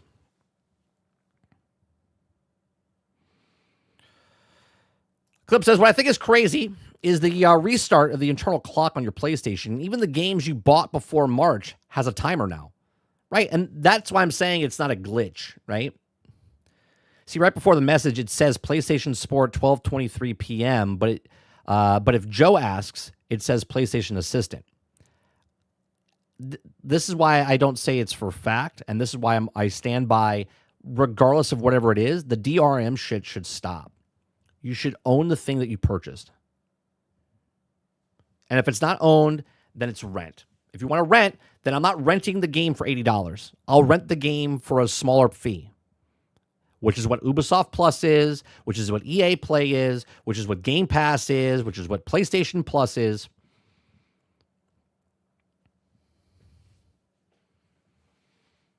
Eclipse says, to me, this sounds like they're going to put it into the new systems completely. Oh, 100%. Mr. D says, awesome. I need even more reasons not to buy my games on a PlayStation. Right, Water? Make everything a blockbuster. If you're going to do this where we don't own anything and Ubisoft doesn't want you to own stuff, then great. Just make it a streaming thing. Make it a Netflix. Make it a Game Pass. Make it those things. See what happens to your bottom line when that happens. Right? Everyone's like, oh, it can't work. But you're not owning the games. They're charging you full price for a game. Remember what I said when Star Wars Outlaws came out and they wanted to charge you $80, $120? I said the real price of that game is the $18. $18. That's how they know what that game is worth, because they can give it to you for $18 for the 1 month.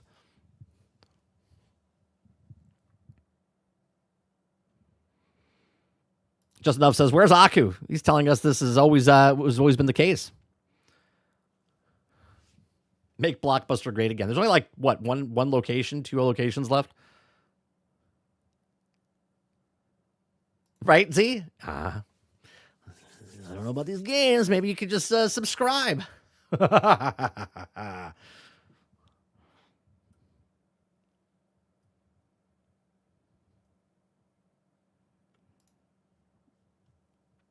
It's just, I don't hand wave it and be like, oh, it's nothing. I'm like, why is it there?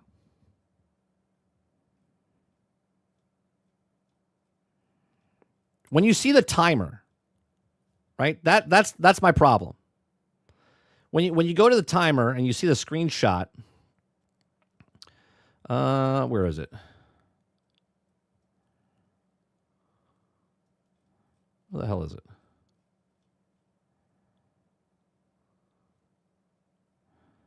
That's not it. That's not it.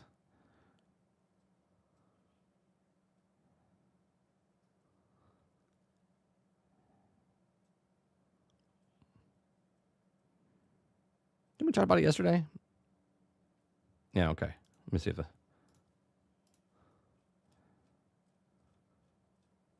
Of course, I don't see it now.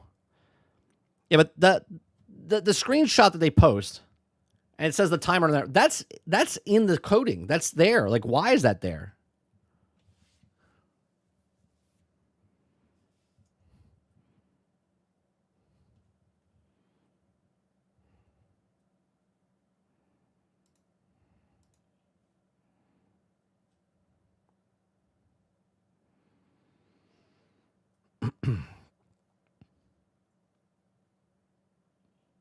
And see, and the people that are defending PlayStation, they're like, oh, well, Xbox did this. Yeah, nobody likes it. That's why Xbox got thrown through the coals when it happened. Why is it that when Ted punches Kenny, we're like, well, Ted punched Kenny first. Like, no, Kenny still punched, right? Nobody wants anyone punching each other. We just don't want it to happen, right? Xbox did it first. Sony's doing it too. Nintendo's also doing it. We don't want it. We, the customers, do not want DRM.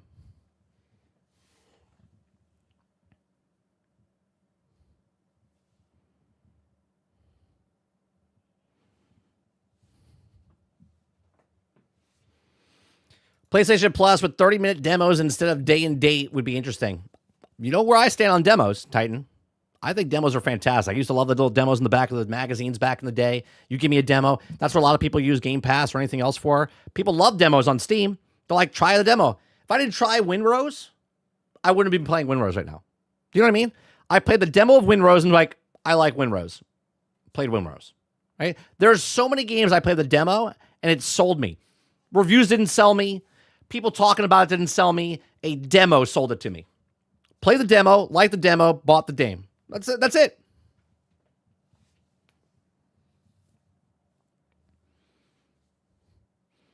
If DRM is the thing is permanent coding, then it should not happen in the first place. Right.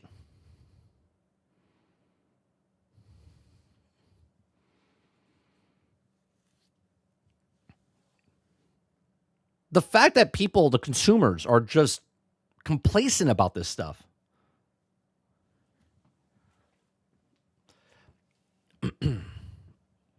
There are people online that have been posting stuff from April, Krebsy. I don't know if anyone here, has anyone bought something in April if it has the same thing. Travis says, 30, new idea for a game just for you in the combat. Wait, where is it? You in the combat. No, that's the wrong one. Where is it? People. There it is. 30. New idea for a game just for you. No combat, solely flying through rings. I mean, if you want to take that game mode from Starfield and just make it into a separate game, what a shit mechanic. Asher says it's crazy that these corporations keep proving day after day that those who also pirate games get the best experience. Right. Why do I have to jump through hoops to play my games where people stealing the actual game have a better experience for it? Make it make sense, right? Make it make sense. Right? It's the same. I don't want to get political here, okay? But it's like, we need more gun laws. We need more gun laws, right? So now if I want to own a gun, I got to go through a 5-step process to get a gun legally, but the criminal just gets the gun, right? You see what I'm saying? It's the same fucking thing. It's like, I got to jump through hoops. I got to check in. I got to do this. I got to show this. I got to show this ID. I got to do that to get the thing. But a criminal doesn't have to do any of that because they just do it. But we need more gun restrictions. We need more restrictions on video games. We need more restrictions on age verification. All these things. So the people that are actually paying for the stuff legally, we have to jump through more hoops. We have to do more things. But the people just doing it, just do it. It's like an ass backwards world.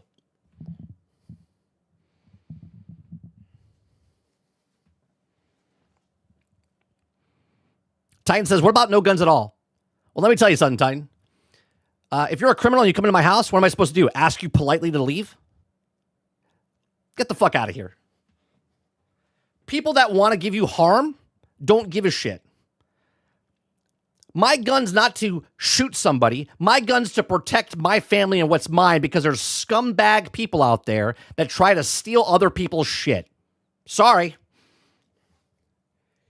You think if there was no guns at all, that the criminals wouldn't get guns? That's what you're telling me? You think that criminals wouldn't get guns because we don't have guns at all? We're just going to throw them all in the ocean and no one's going to use a blow dart gun or a slingshot or a knife or a baseball bat. What are we talking about?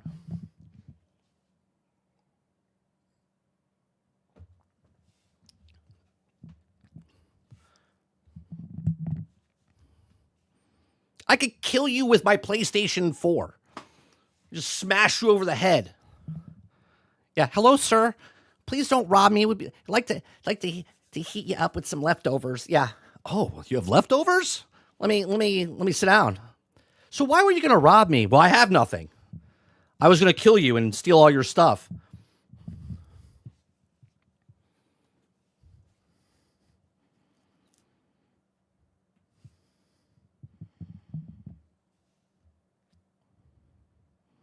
Water says, as long as there's humans, there will always be weapons. Now, I can make anything a weapon. Hell, my cousin, he's legally a weapon. He could kill you with his thumbs. Okay? He's a weapon. He could literally kill you. No guns. Just snap your neck. Could jab your eye out with his thumb.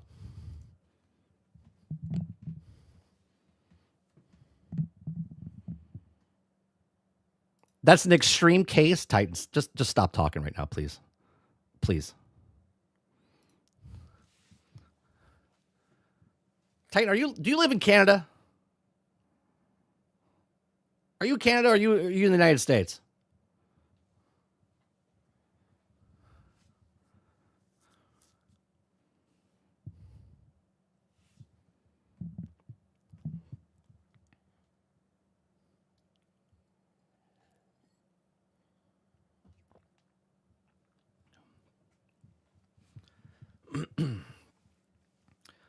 Alter, thank you very much. At Altern 14 celebrates 30 months of membership. Sir Soldier LTRN1 for reporting for his 30-month promotion, sir. Thank you, sir. Thank you very much for the 30-month support.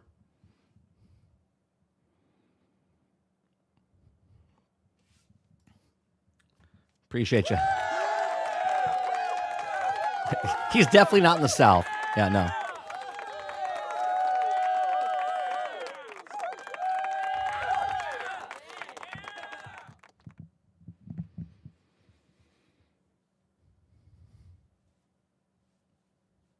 See how it went down? We're talking about DRM. Now we're into guns, and people are like, well, let's get rid of guns.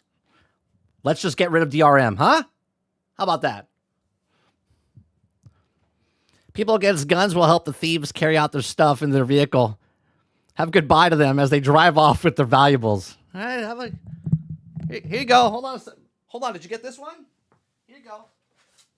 Here, take that. Take that with you. Yeah.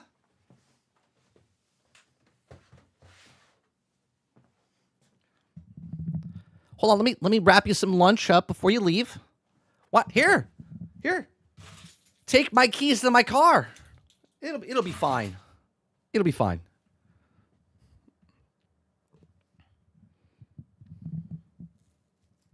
At Akuda Papua celebrates 39 months of membership. We must ban those assault thumbs.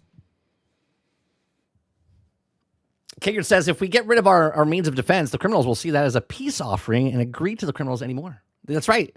Everyone will live in kumbaya. They'll be fine. We'll all come in. We'll put some music on. We'll sway back and forth, and everything will be fine. Just extreme cases. You know, if we banned guns, that girl in the subway system would still be living today. Oh, wait, no, I'm sorry. She didn't get killed by a gun. She got killed by a psychopath with a knife.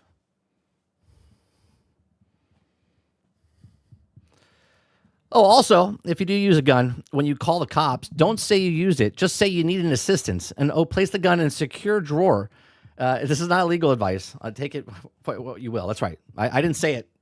He said it, and he's not a lawyer. And either am I.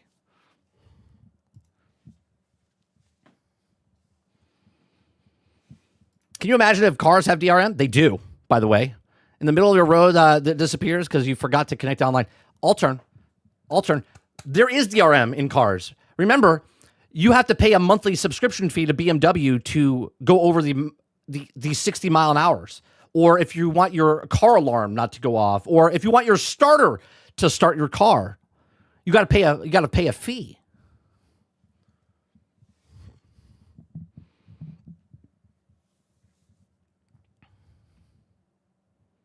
Yeah, that's a thing. That's an actual thing.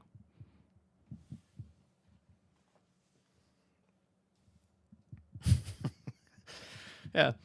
You guys are okay with DRMs. You guys are okay with other things. Keep eating it up. Keep eating it up. Yeah, $15 a month for heated seats.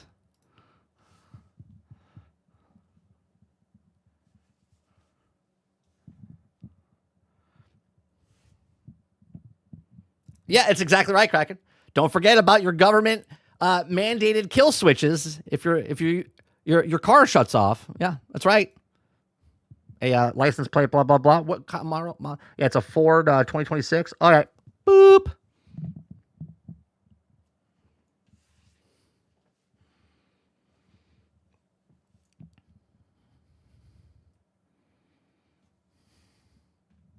That's exactly right. The DRM only works for cars in a certain amount of time frame.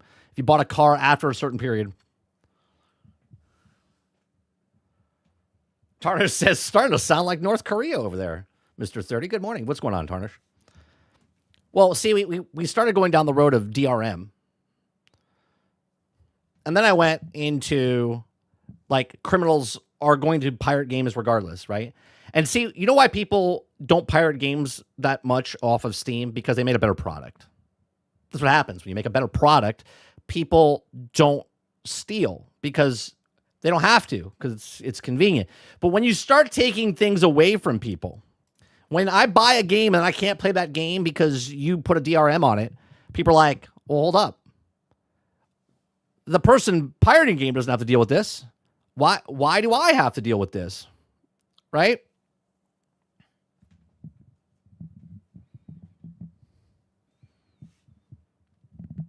Krebsy's going, what? It's been proven that less pirating happens. People still pirate games, but pirating went down dramatically because of convenience. Right? People also that pirated games also went on to buy the games because they used it as a demo or whatever and they really liked the game, right? Are there people that steal and pirate games? Yes, 100%. Are there people out there that never pay for a goddamn thing? 100%.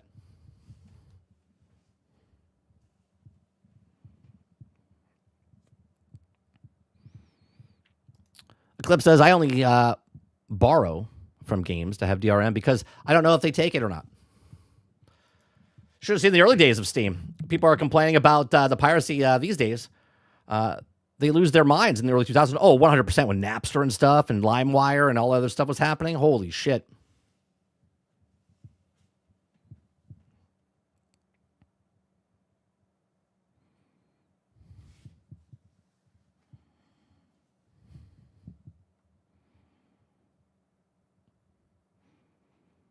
Kraken says, just how people stopped pirating when Netflix came out because it was so good, and now they're back to pirating. Exactly right, Kraken.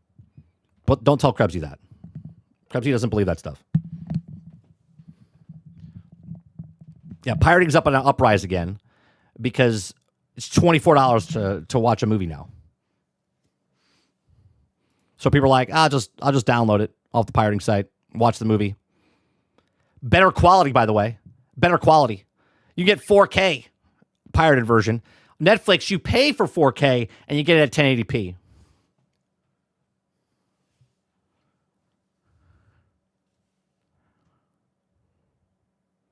Mr. G says, food analogy. There are people that run out of the restaurant without paying. So now the normies has to chain to the table just in case. You stole my game. Borrowed without permission. Thank you much for the $5 super chat. Appreciate it. Yeah. It's like, got to chain to the table now. You guys can't leave until you pay. We're just going to shackle you to the table. Just protocol. Just make sure because people left without paying.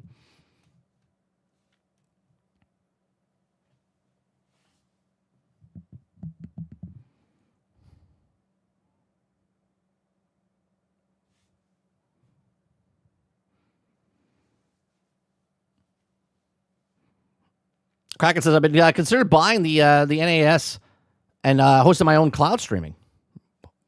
Why not?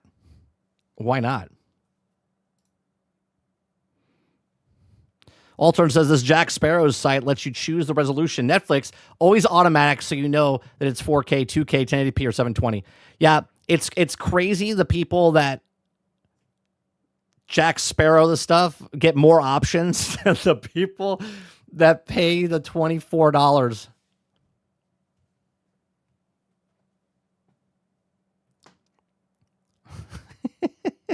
Yeah, it is absolutely crazy. Hey, but whatever. What's happening with Helldivers 2? Helldivers 2 had their update. Let's see what the patch notes are. Is there patch notes? Let's see. Lush Forests. The end of the patch. All right, here's the patch notes for Helldivers 2. Helldivers 2, Machinery Oppression Update, 6.2.2 patch notes. Defend city events appear on Super Earth controlled again. Destroying the airbase control tower with a portable hell bomb no longer blocks objective progression. Merit emote sounds has been fixed. Laughter is once okay. Let's see. Flash mobs are no longer able to clip through various objects. We've restocked the fireworks for celebration when players have completed the tutorial. Gunships are now also respawning during operations. The double-edged sickle no longer emits the high-pitched drone when firing. Players will no longer be redirected. Acquisitions of ship management menu and spark and bug spawner smoke now have a higher material resolution. Balancing exosuits rebalanced. Yeah, it's convenient. They balance mech suits when the mech suits are in the warbond. Increase the main health pool now from 850 to 1600. The exosuit will only die in the main health pool is depleted. Before, it could also die. Specific health zones were depleted. Like if they blew off your arm before, your whole thing died. Increase vulnerability to acid attacks by 50%. Fixed so parts of the cockpit health zones are not blocked by ragdoll. Actor now cockpit zones will also in the right way. Increase exosuit armor's health from 350 to 600. Bro. You 45%ed that.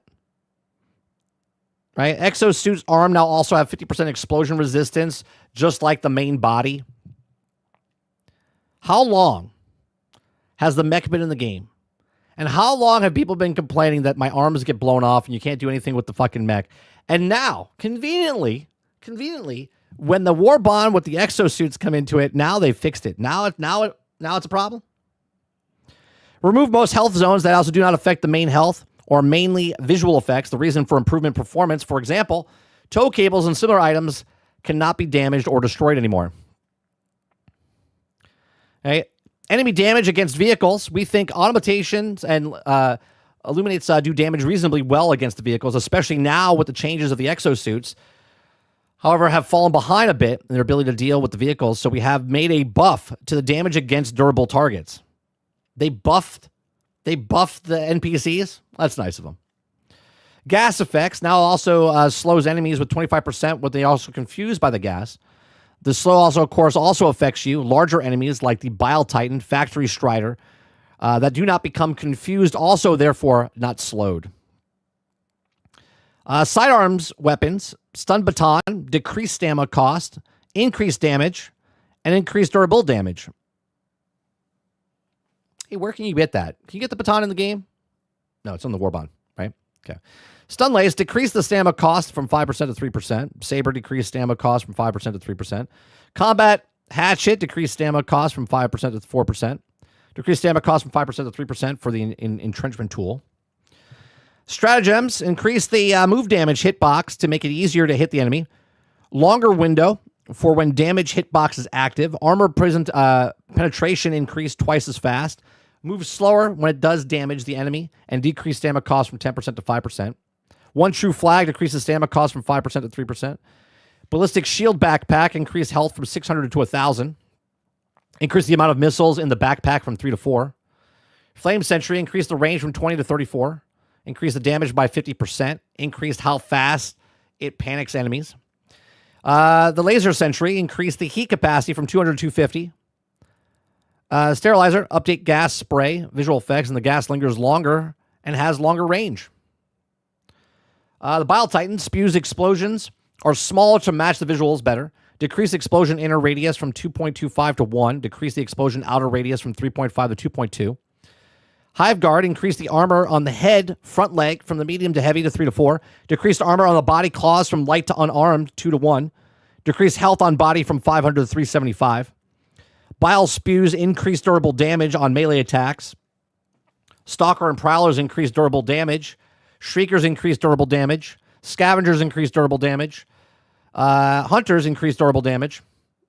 All warrior variants increase durable damage. Chargers slight increase to durable damage of its melee and charge attack. Hive Lord increased durable damage on many of the physical attacks. Dragon Roach increased durable damage on its flame attack.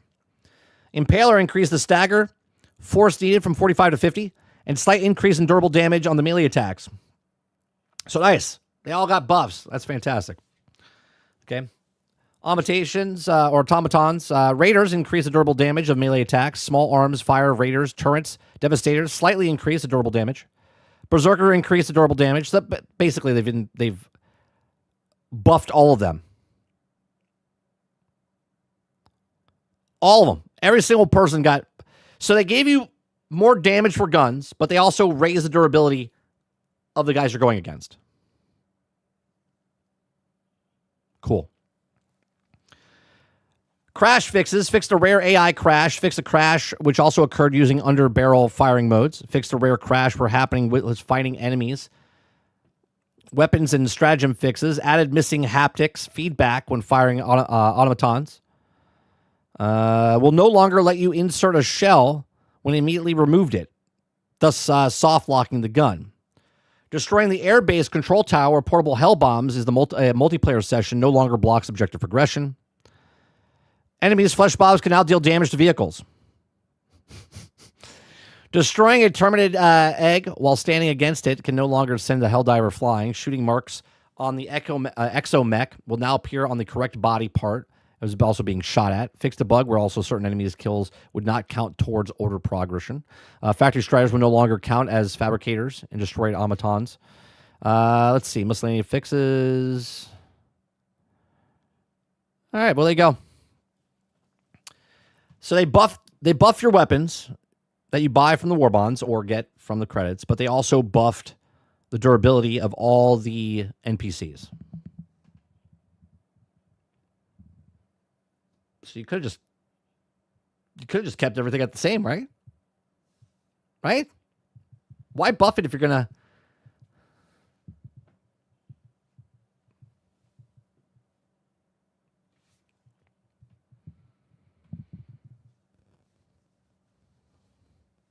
Altered says that's nice. Buff things that die fast, and now buff the enemies that made the exos die fast. So it will die fast anyways. Completely well balanced.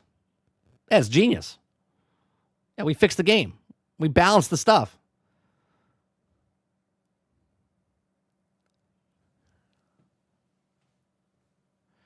Yeah, they made the armor bug where it has heavy armor now, which is crazy. Yeah, it's good stuff.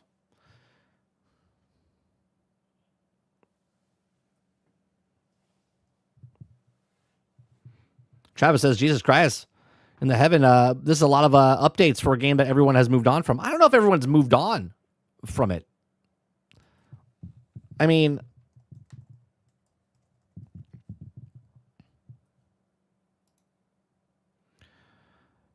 there's a lot of people still playing this game.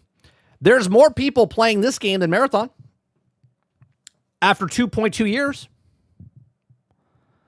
And look, the surge from the 24-hour peak from people playing this morning.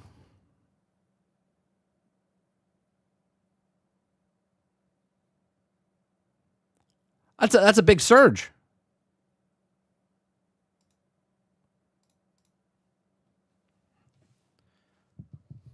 People are going to check it out, and then it's going to go boop, and then it's going to go back down.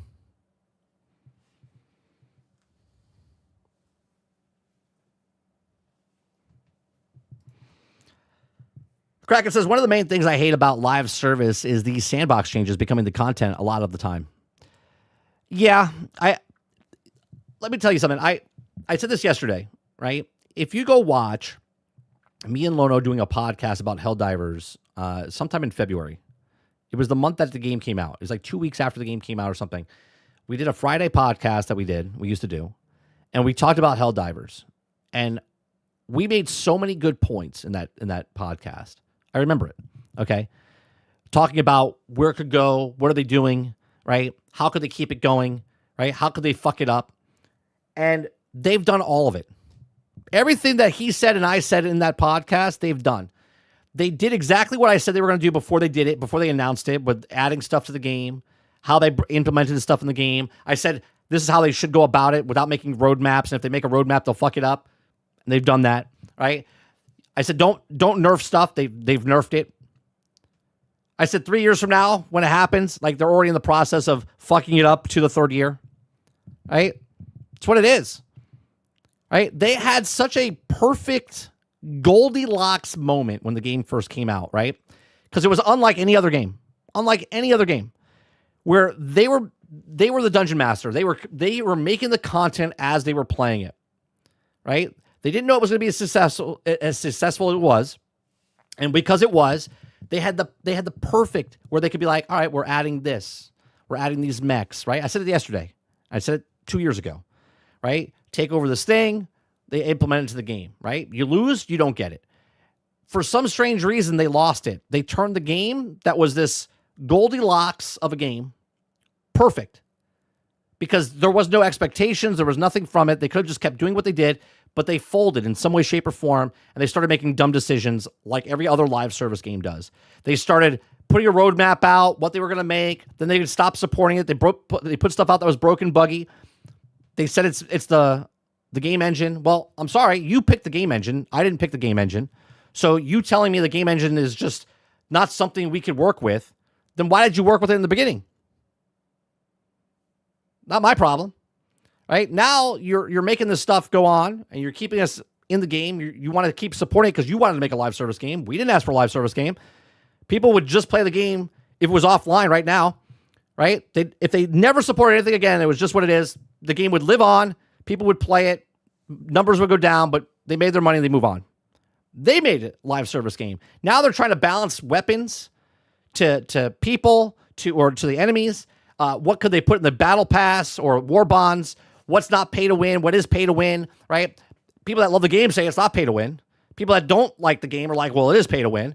And it falls somewhere in between because as we read Lieutenant Buzz Lightyear's thing yesterday on the stream, everything they fix, they put in the war bond. They only fix it as the war bond's coming out for them to fix it. So that looks like a pay to win type of thing. They don't fix it beforehand. They don't fix it and then months down the line put it in. No, they fixed it right before the war bond enters. The left hand doesn't know what the right hand's doing. They have their own devs coming on podcasts saying certain things that they're not going to nerf stuff and then they nerf the things, right? Money's gotten involved. Projections have gone above. As Eclipse said yesterday, right? Who knows how much pressure they're under as far as, with they're the only live service game working for Sony. Who knows if that's in the back end? They're like, well, you still got to make the money go up. We lost the money on this game for Concord. This other game didn't make it. We don't know if we're coming out with fair games. Marathon's struggling. We canceled 12 live service games. We're like, well, it's between you and MLB The Show. Right? Who knows if all that's compounding on top of them. Altern says people will check it out, drop the previous mechs, see if they can still die faster after the buffs, and long out cause it's not fun. Or log out because it's not fun. 2 years. And the devs and the guys making the game don't know what the fuck to do with their game. Also, 7 years and still don't know how the engine works. If they knew the engine wasn't going to work, then why use it in the first place? That's what they had. So then don't use it as a crux to be like, well, if I only had a better engine. Well, you don't. So let's move on. And then just say. And if you can't fix the game, then say it. Say like, this is what it is. But they won't do that because if they say that, then people will be like, well, they're never going to fix it and I'm out. Like Shark Tank. And because of that reason, I'm out.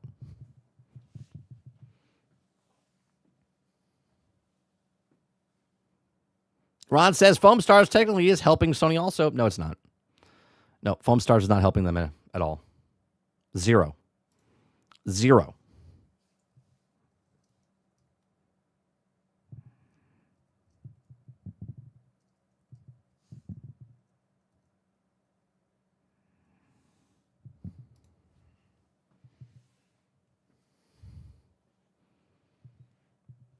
Right. Exactly. Stops. Hey, we don't care. We don't care. Right? Insert Stephen A. Smith. We don't care. We don't care. I don't care that your engine's old. I didn't tell you to make the game on that engine. You decided to.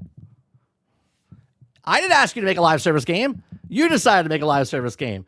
I didn't ask you to make a D&D game where you get to change the stuff as you go. I just purchased your game because you told me it was what it was.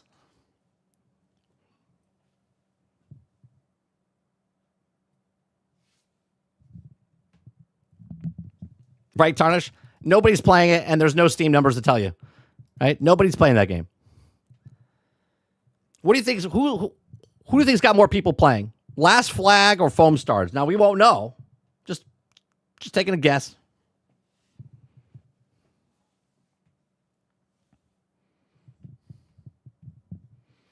Kraken says, lucky for Arrowhead, they're remaining independent and self-funding their next project, so able to make what they want without the pressure from Sony. But it could go well, or it could be a disaster. Well, the bad news is it's not Helldivers 3, because Sony owns that.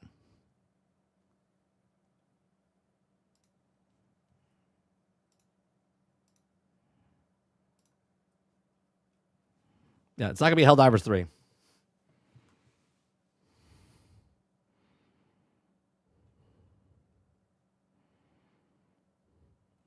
Let's see what's happening on good old Twitter today before we pass off. 6 years SnowRunner has been out. Holy Christ. 20 million players over 6 years.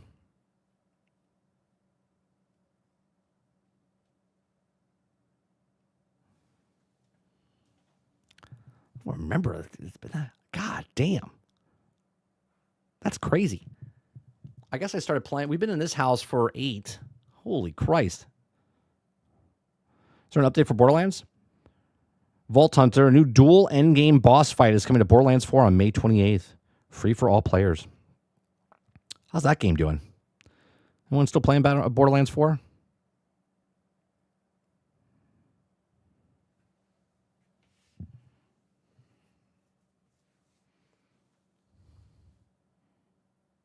Just enough says, I thought they shut down Foam Stars. I don't even know. That's like if does a tree make a sound in the woods if no one's there to hear? It does, but nobody cares. What would Helldivers 3 be? Even more the same? Yeah. They would change the engine to Unreal Engine and then tell you that the stuttering problem's happening and it's because of the engine.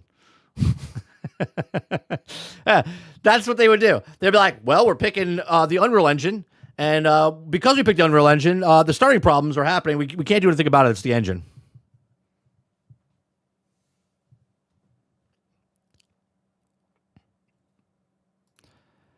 Ron says, I just bought the Borderlands movie on Blu-ray for 99 cents. That's not true, is it? Did you really buy that? I think you could actually...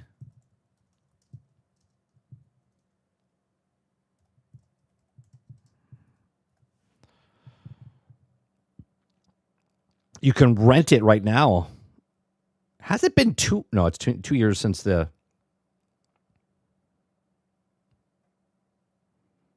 It's been 1 year since it's been out. What? Just looking at the trailer, like the thumbnail, I'm like, man, that's a shitty movie. You still overpaid, Roic said. Yeah.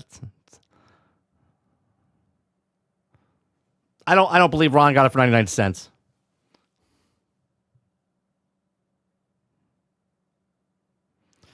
Oh, what is this? If they remaster D1 for PC and give us a 120 field of view, it would be heaven. Oh, why would you? A roadmap mock-up whipped up today of a peak by Copium while watching Azakroth play D1. So Azakroth's playing D1 still? People would love a remaster of that game. I wouldn't. They can kiss my ass. Kiss his ass. Kiss your ass. I'm not getting a D1 remastered.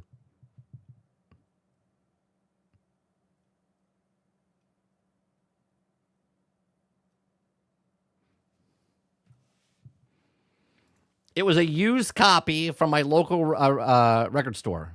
The movie was bad. It was terrible. A used copy. They could have sold you a brand new copy for less.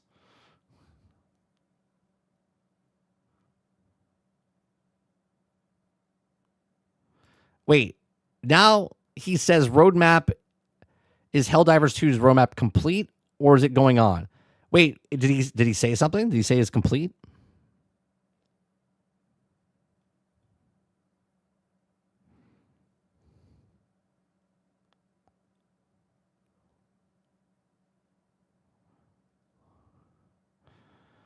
What is this? Is this right? What is this? I can still launch Saint Slayer again because I fit into that 30-day window at this point. So everything looks good there. We do now need to break the licensing and kind of simulate being out of that 30-day window. In order to do that, we got to pull the CMOS battery. And with one Phillips head screw, the battery comes right up, and that should now have reset our licenses. So now I just need to turn the system on, leave it disconnected from the internet, and we'll see if we can load up any of those newer games. All right, back to the dashboard. The time you can see is all messed up. It's supposed to be just after 4 p.m. Eastern, and it thinks it's 7 o'clock. Yeah, you can see it's defaulted back to 2011, 12/31/2011, 7:01 p.m., which if I did connect to the internet, it would fix the date, the time, any of that. But with that in mind, let's see what happens here when we try to fire up Saint Slayer.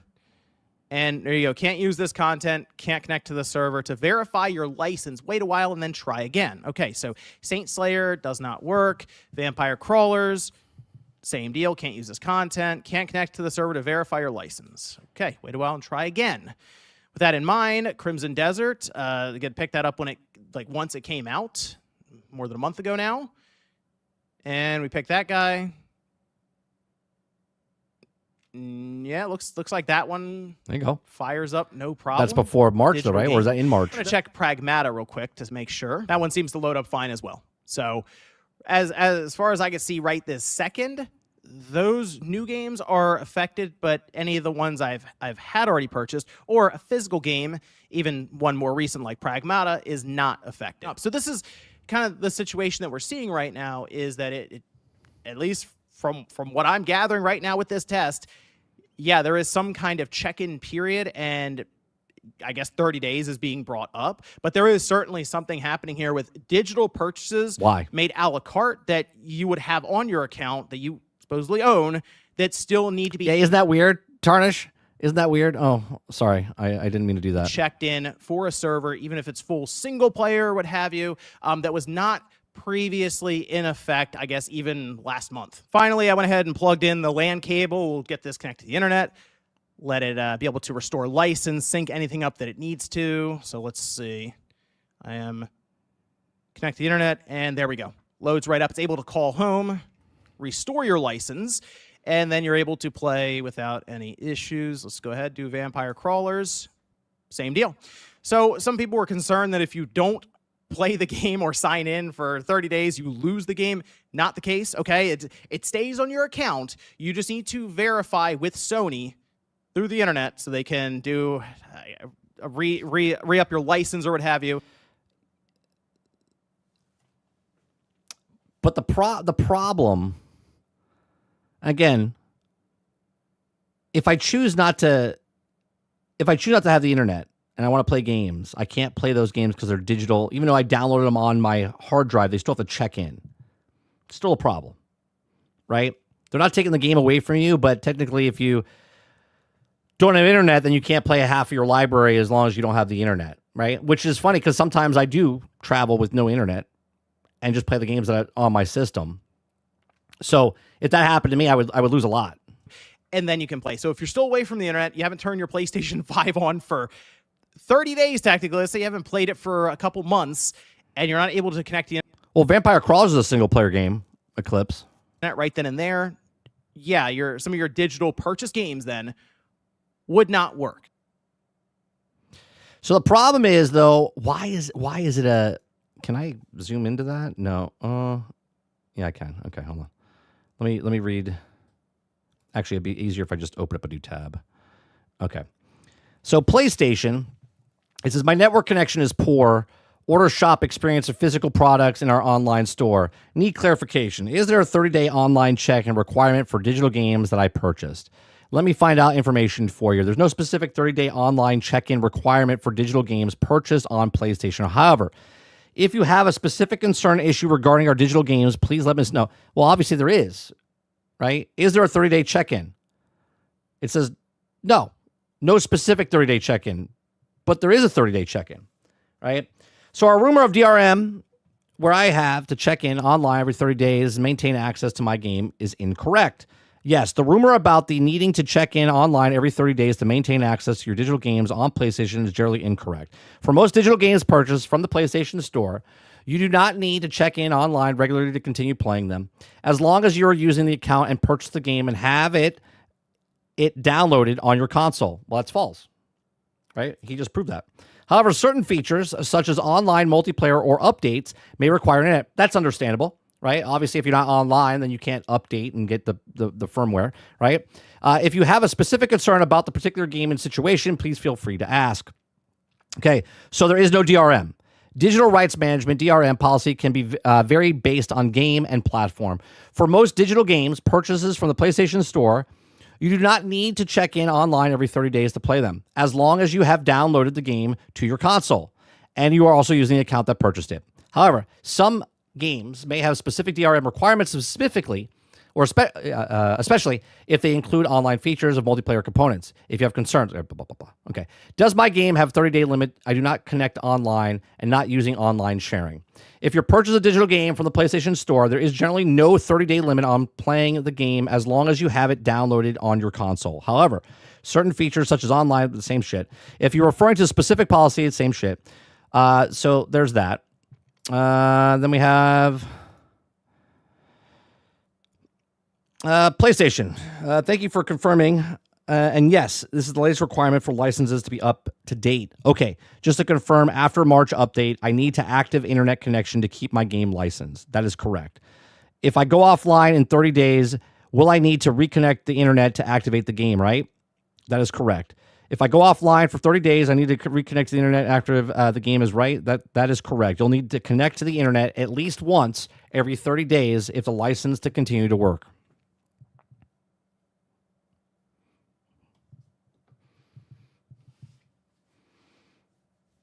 So there you go.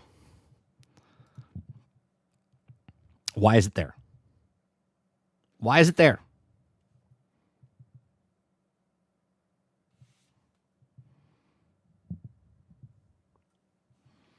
Just enough says, I know I already had this effect, but the counter has so much lower than 30 days and not visible. Sarge says, you guys understand that all this is bullshit is made up. There's zero reasons for this. Ron says, soon you will also need to prick your finger every 30 days to provide blood samples. Is going to be $70. Holy hell, yeah. We'll wait for a sale on this one. I got to look at that. I know Travis was talking about it, but... Holy crap. So Blood the Dawn Walker releases September 3rd. Phantom Blade Zero September 9th, and Wolverine September 15th. Seems like a packed month. Seems like a packed month.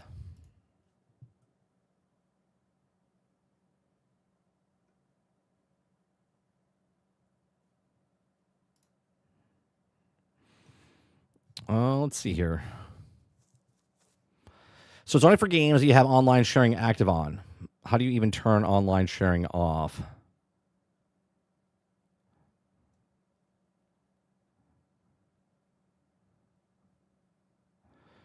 All those people are screwed now who jailbreak their PlayStation 5 consoles to play offline. Let's see.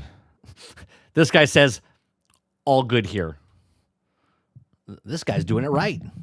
All good here. Look at all those. Look at that beautiful. What a beautiful bookcase. Look at all that.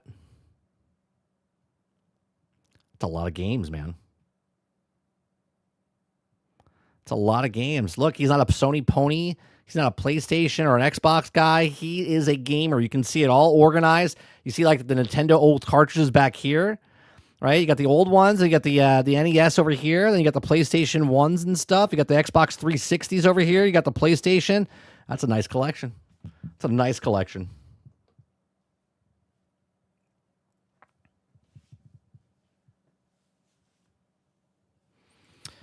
Spawn Wave tested it on his latest video. If you want to see it, Spawned Wave. I don't know that person. Let me. It's called Spawn Wave.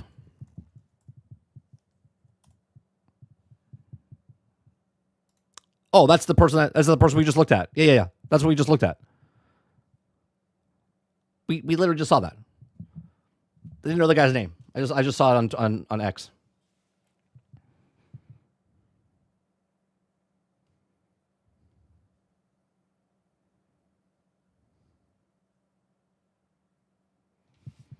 See, if I had room, I like that. I would love physical. Yeah, I don't have a bookshelf like that.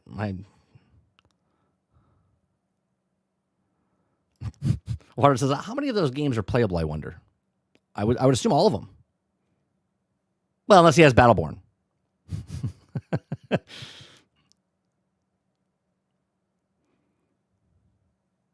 Eclipse, you said you had Battleborn and it works?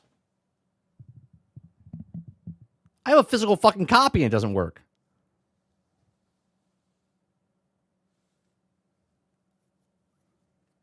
Well, technically they've already done it just enough to hard copies. Certain hard copies still need to connect to the internet because there's nothing on the fucking disc. It's a PC cracked version. Is that crazy? I own the disc. I can't play single player. But a cracked version on the internet, someone can play it. Isn't that fucking crazy? Is that crazy? I bought it. Can't play it. Someone didn't buy it. They can play it. It's amazing how that works.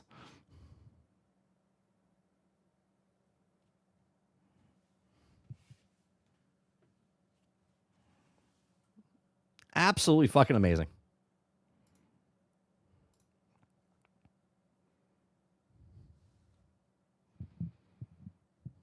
I would stop gaming then, Ron, to be honest with you.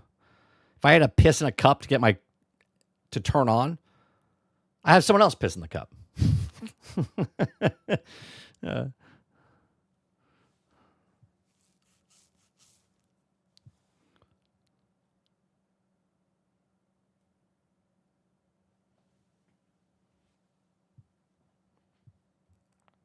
Pirating is owning now? Of course it is. Yeah.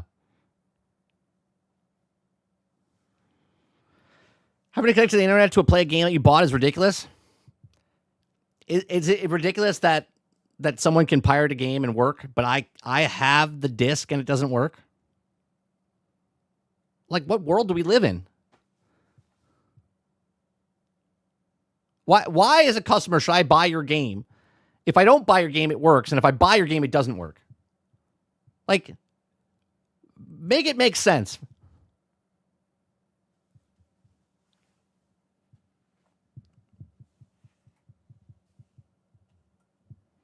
Destiny 1 can't be played? What do you mean? I can still play Destiny 1. I can't play Destiny 2 Year 1. That doesn't exist anymore.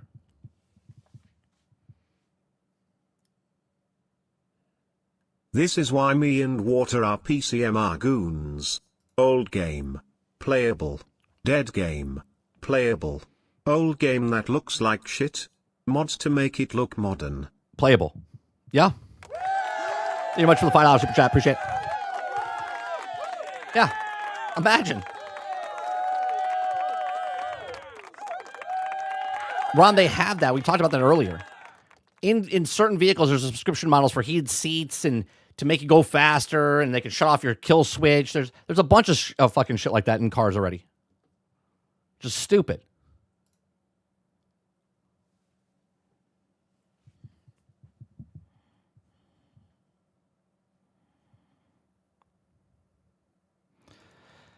That's what that's about, the people that made the server for it. So if you download the version and completely playable, even the multiplayer part. So they still have the MOBA part in there. So someone took it on their own accord, made a server so you can still play the game and you can play with other people on the game. I just want the single player game that I purchased that I can't play anymore. That's crazy, man.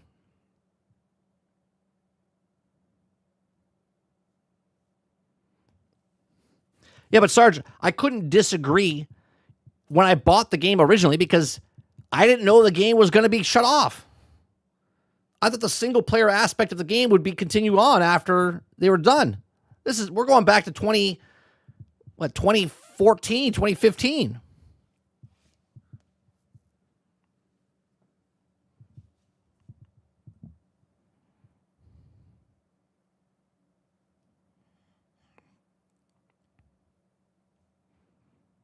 Now I can disagree. I couldn't disagree before. I was like, oh, cool. I want to buy this game. Bought the game. Can't play it. Like, sorry. People didn't like the online stuff, so we got rid of the online stuff, and the single player stuff goes along with it. All right? And then someone will be like, well, the game was shit anyway. Doesn't matter if it was shit. I still want to play it. I still want to play the thing I bought.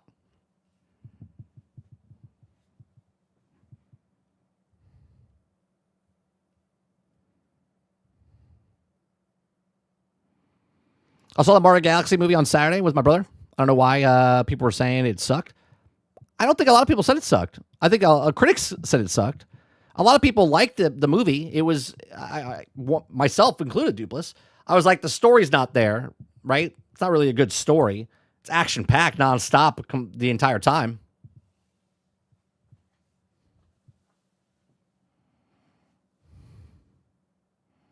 Sarge says, no difference between the hard copy of the game that bought with the license and the digital copy of the same game. The rules should be the same.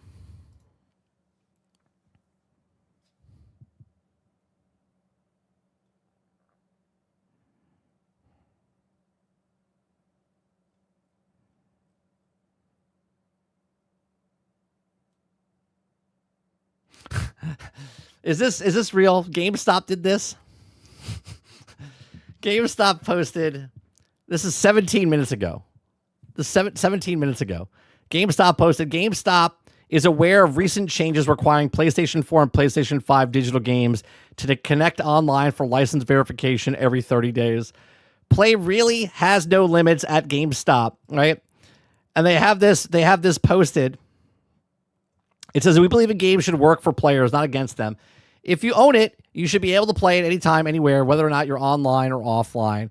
We're here to help. Start a real collection. You can play, share, and trade with 10% off 2 to 3 pre-owned games, 20% off 4 to 5 games, 30% off 6 or more games, limited only at GameStop. No limits. Pointing at the fucking disk drive. GameStop coming out with the win. Problem is, it doesn't matter if you have the disc or not. You still have to check if the game still works, because they could delist it. The license could be expired, whatever the fuck it is.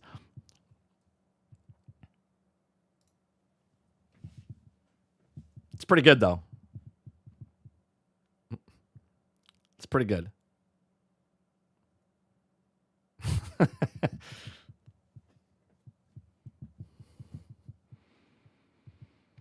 Yeah, we've lost a couple of GameStops over here. There's only, I want to say like 2 left in my area.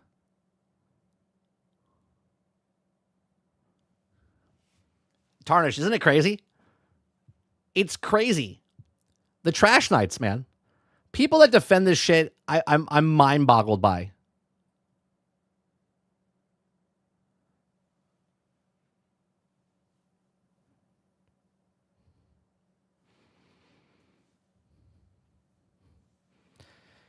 Just enough says GameStop should label the game that's actually work offline. It'd be good help. That would actually be really good. They have a whole section of games that can still be played offline. That would be actually really smart of GameStop if they did that.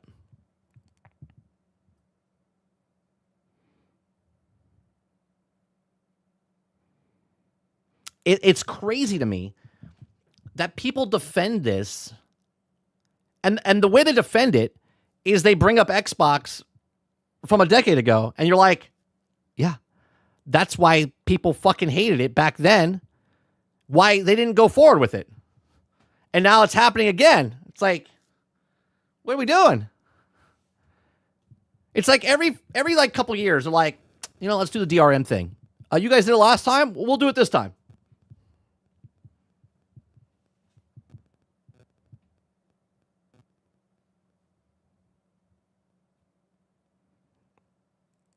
Aku says 30. Funny is, it's been talking about the warning about the whole licensing stuff in gaming. You never owned anything that you should also change, but until people get mad, we talked about this like 6, 8, 10 months ago, right? Remember when I talked about the murder outside my window or the house burning down next to me? I'm like, it's not my problem, right? It's not my problem until my house is on fire, and then I'm like, help, my house is on fire, right? People don't care because they're like, it's not affecting me. You guys, yeah. Like, the defenders of this are mind-boggling to me.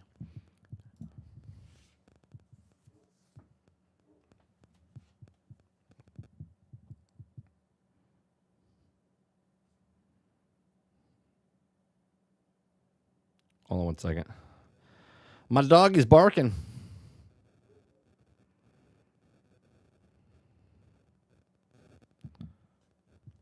Then you have the people who are in denial, insist the change cannot be intentional.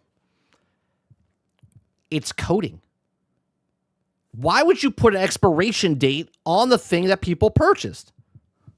Right? I don't understand that either. It literally says it on the screen. It's like, you got 30 days. It's like, what? And then there's people texting saying, no, we don't have a 30-day process of it.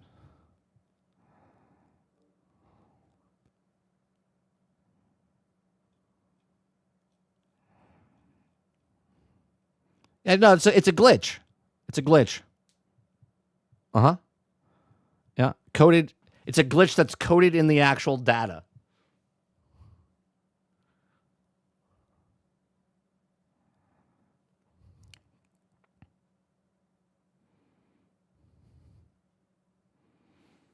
Travis, I would stay quiet in this one. I would stay quiet on this one. You literally lost your entire library from the company and you still support them. I would stay quiet on this one.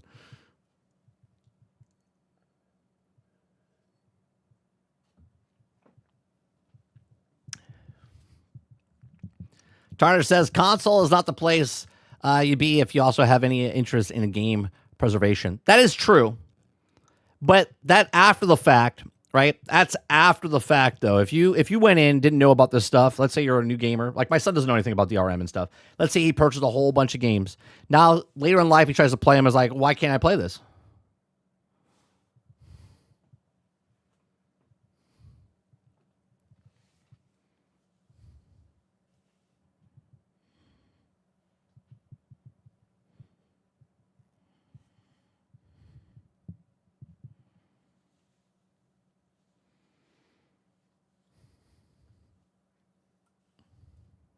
What's going on, Sweat? What you're just saying? Just saying what?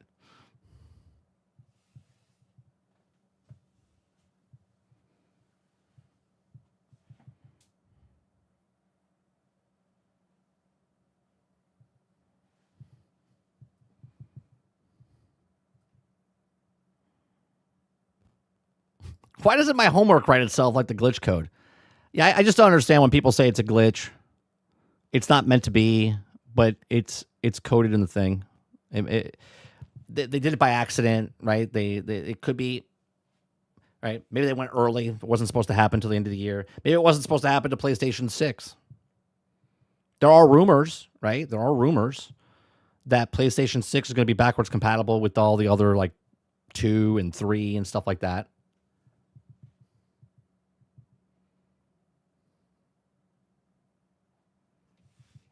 Consoles are great for preservation up until the Xbone and PlayStation 4.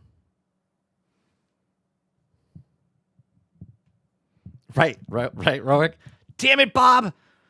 You hit the wrong switch. That was screw you. Switch we wanted was always take your money. Oh, wrong switch. Doesn't say what Travis. You have to be offline for 30 days first, don't you? If you pull the thing out. Right? To test it, you have to disconnect from the internet. Let's see if you can still.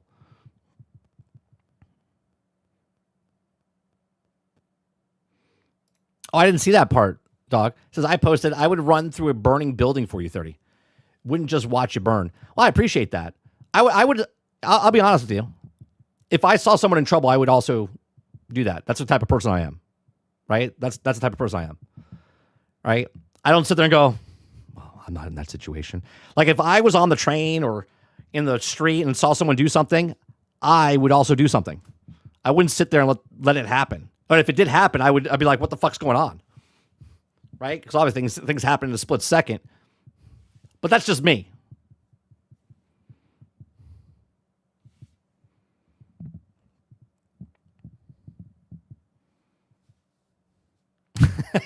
It'd be a long time.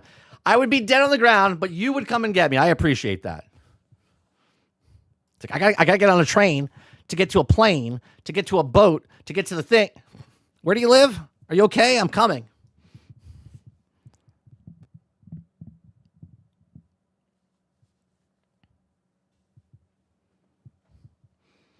They had this code ready to go for the PlayStation 4, but decided not to do it. I think, obviously, it's 100% on purpose. It went live maybe before they wanted to. Now they have to kind of figure out what the fuck's going on.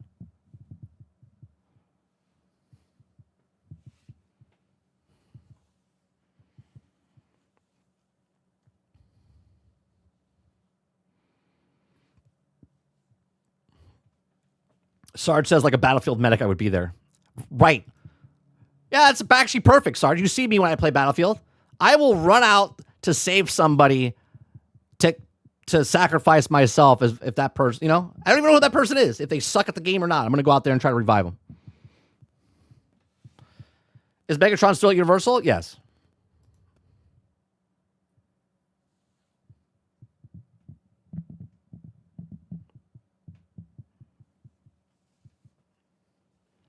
I mean, how did you get in the building?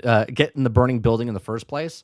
I bought a building from my landlord, Sony, and then they burnt it after they locked the door behind me. So now I need help. That's how I got in the building. I bought, thinking I owned the building, but Sony was like, "We're going to burn the building. We don't care if anyone's inside it." Insert company here. Right? Nintendo, Xbox, right?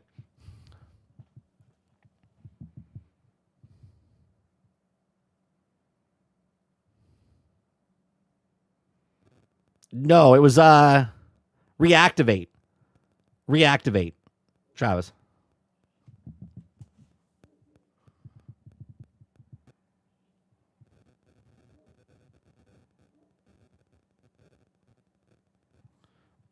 All right, quarter till. That's going to do it for me today. I got to do some stuff around the house, and then I'm going to play some games this afternoon. We'll be back live tonight, 30 and Still Gaming, over on our other channel. We'll be playing some video games. Not sure what game yet, but we will be playing a video game tonight over on 30 and Still Gaming. I appreciate it very much. Hit that like button, hit that subscribe button. If you'd like to go above and beyond that, become a member as little as $5. I do appreciate you guys very much. That goal of 4 of 10 will move over to tomorrow. So it'll be 10 by Thursday, which goes up until GXG. So if we hit that goal, I will do a Friday stream as well. Appreciate it very much. You guys have a great rest of your day, evening, or night. And I'll see you guys on the next one. Peace.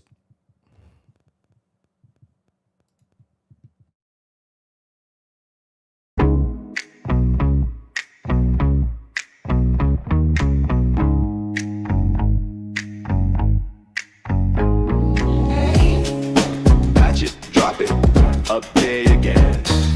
Welcome to the world that never ends. Run, escape, open doors in 01. Browse a world where grinding was fun. Halo 2 brought online fight. Xbox Live, friends all night. World of Warcraft ruled the land. Raids and guilds, a global band. Guild Wars said no sub, just buy. Fantasy Star Online reached the sky. These five, Run, escape, Halo 2, Wild Guild Wars, be it. Always online, patching through time. Living worlds we buy and grind. Seasons turn, the loot rolls in. Every reset we log back in. From pixel towns to battle scenes. We're chasing live service dreams.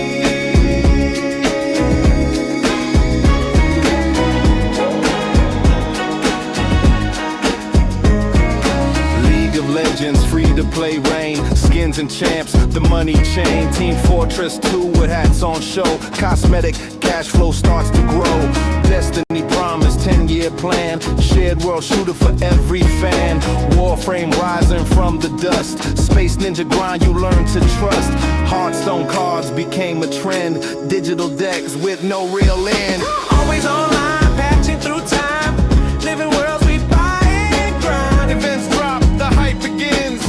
Every update pulls us in from mobile fights to cosmic scenes. We're chasing live service dreams.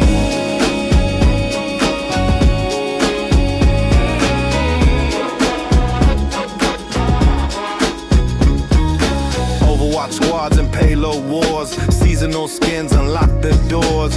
Pokemon Go got us outside, catching mons with AR pride. Fortnite dropped, the island's hot. Battle Pass Gold, the juggernaut. PUBG built the BR craze. Winner, winner, gameplay stays. Apex Legends, squad-based flair. Respawn spin kept players there. Always online, patching through time. Living worlds we buy and grind. Seasons roll, the meta spins. Every patch we dive right in. From payload runs to battle scenes. We're chasing live service dreams.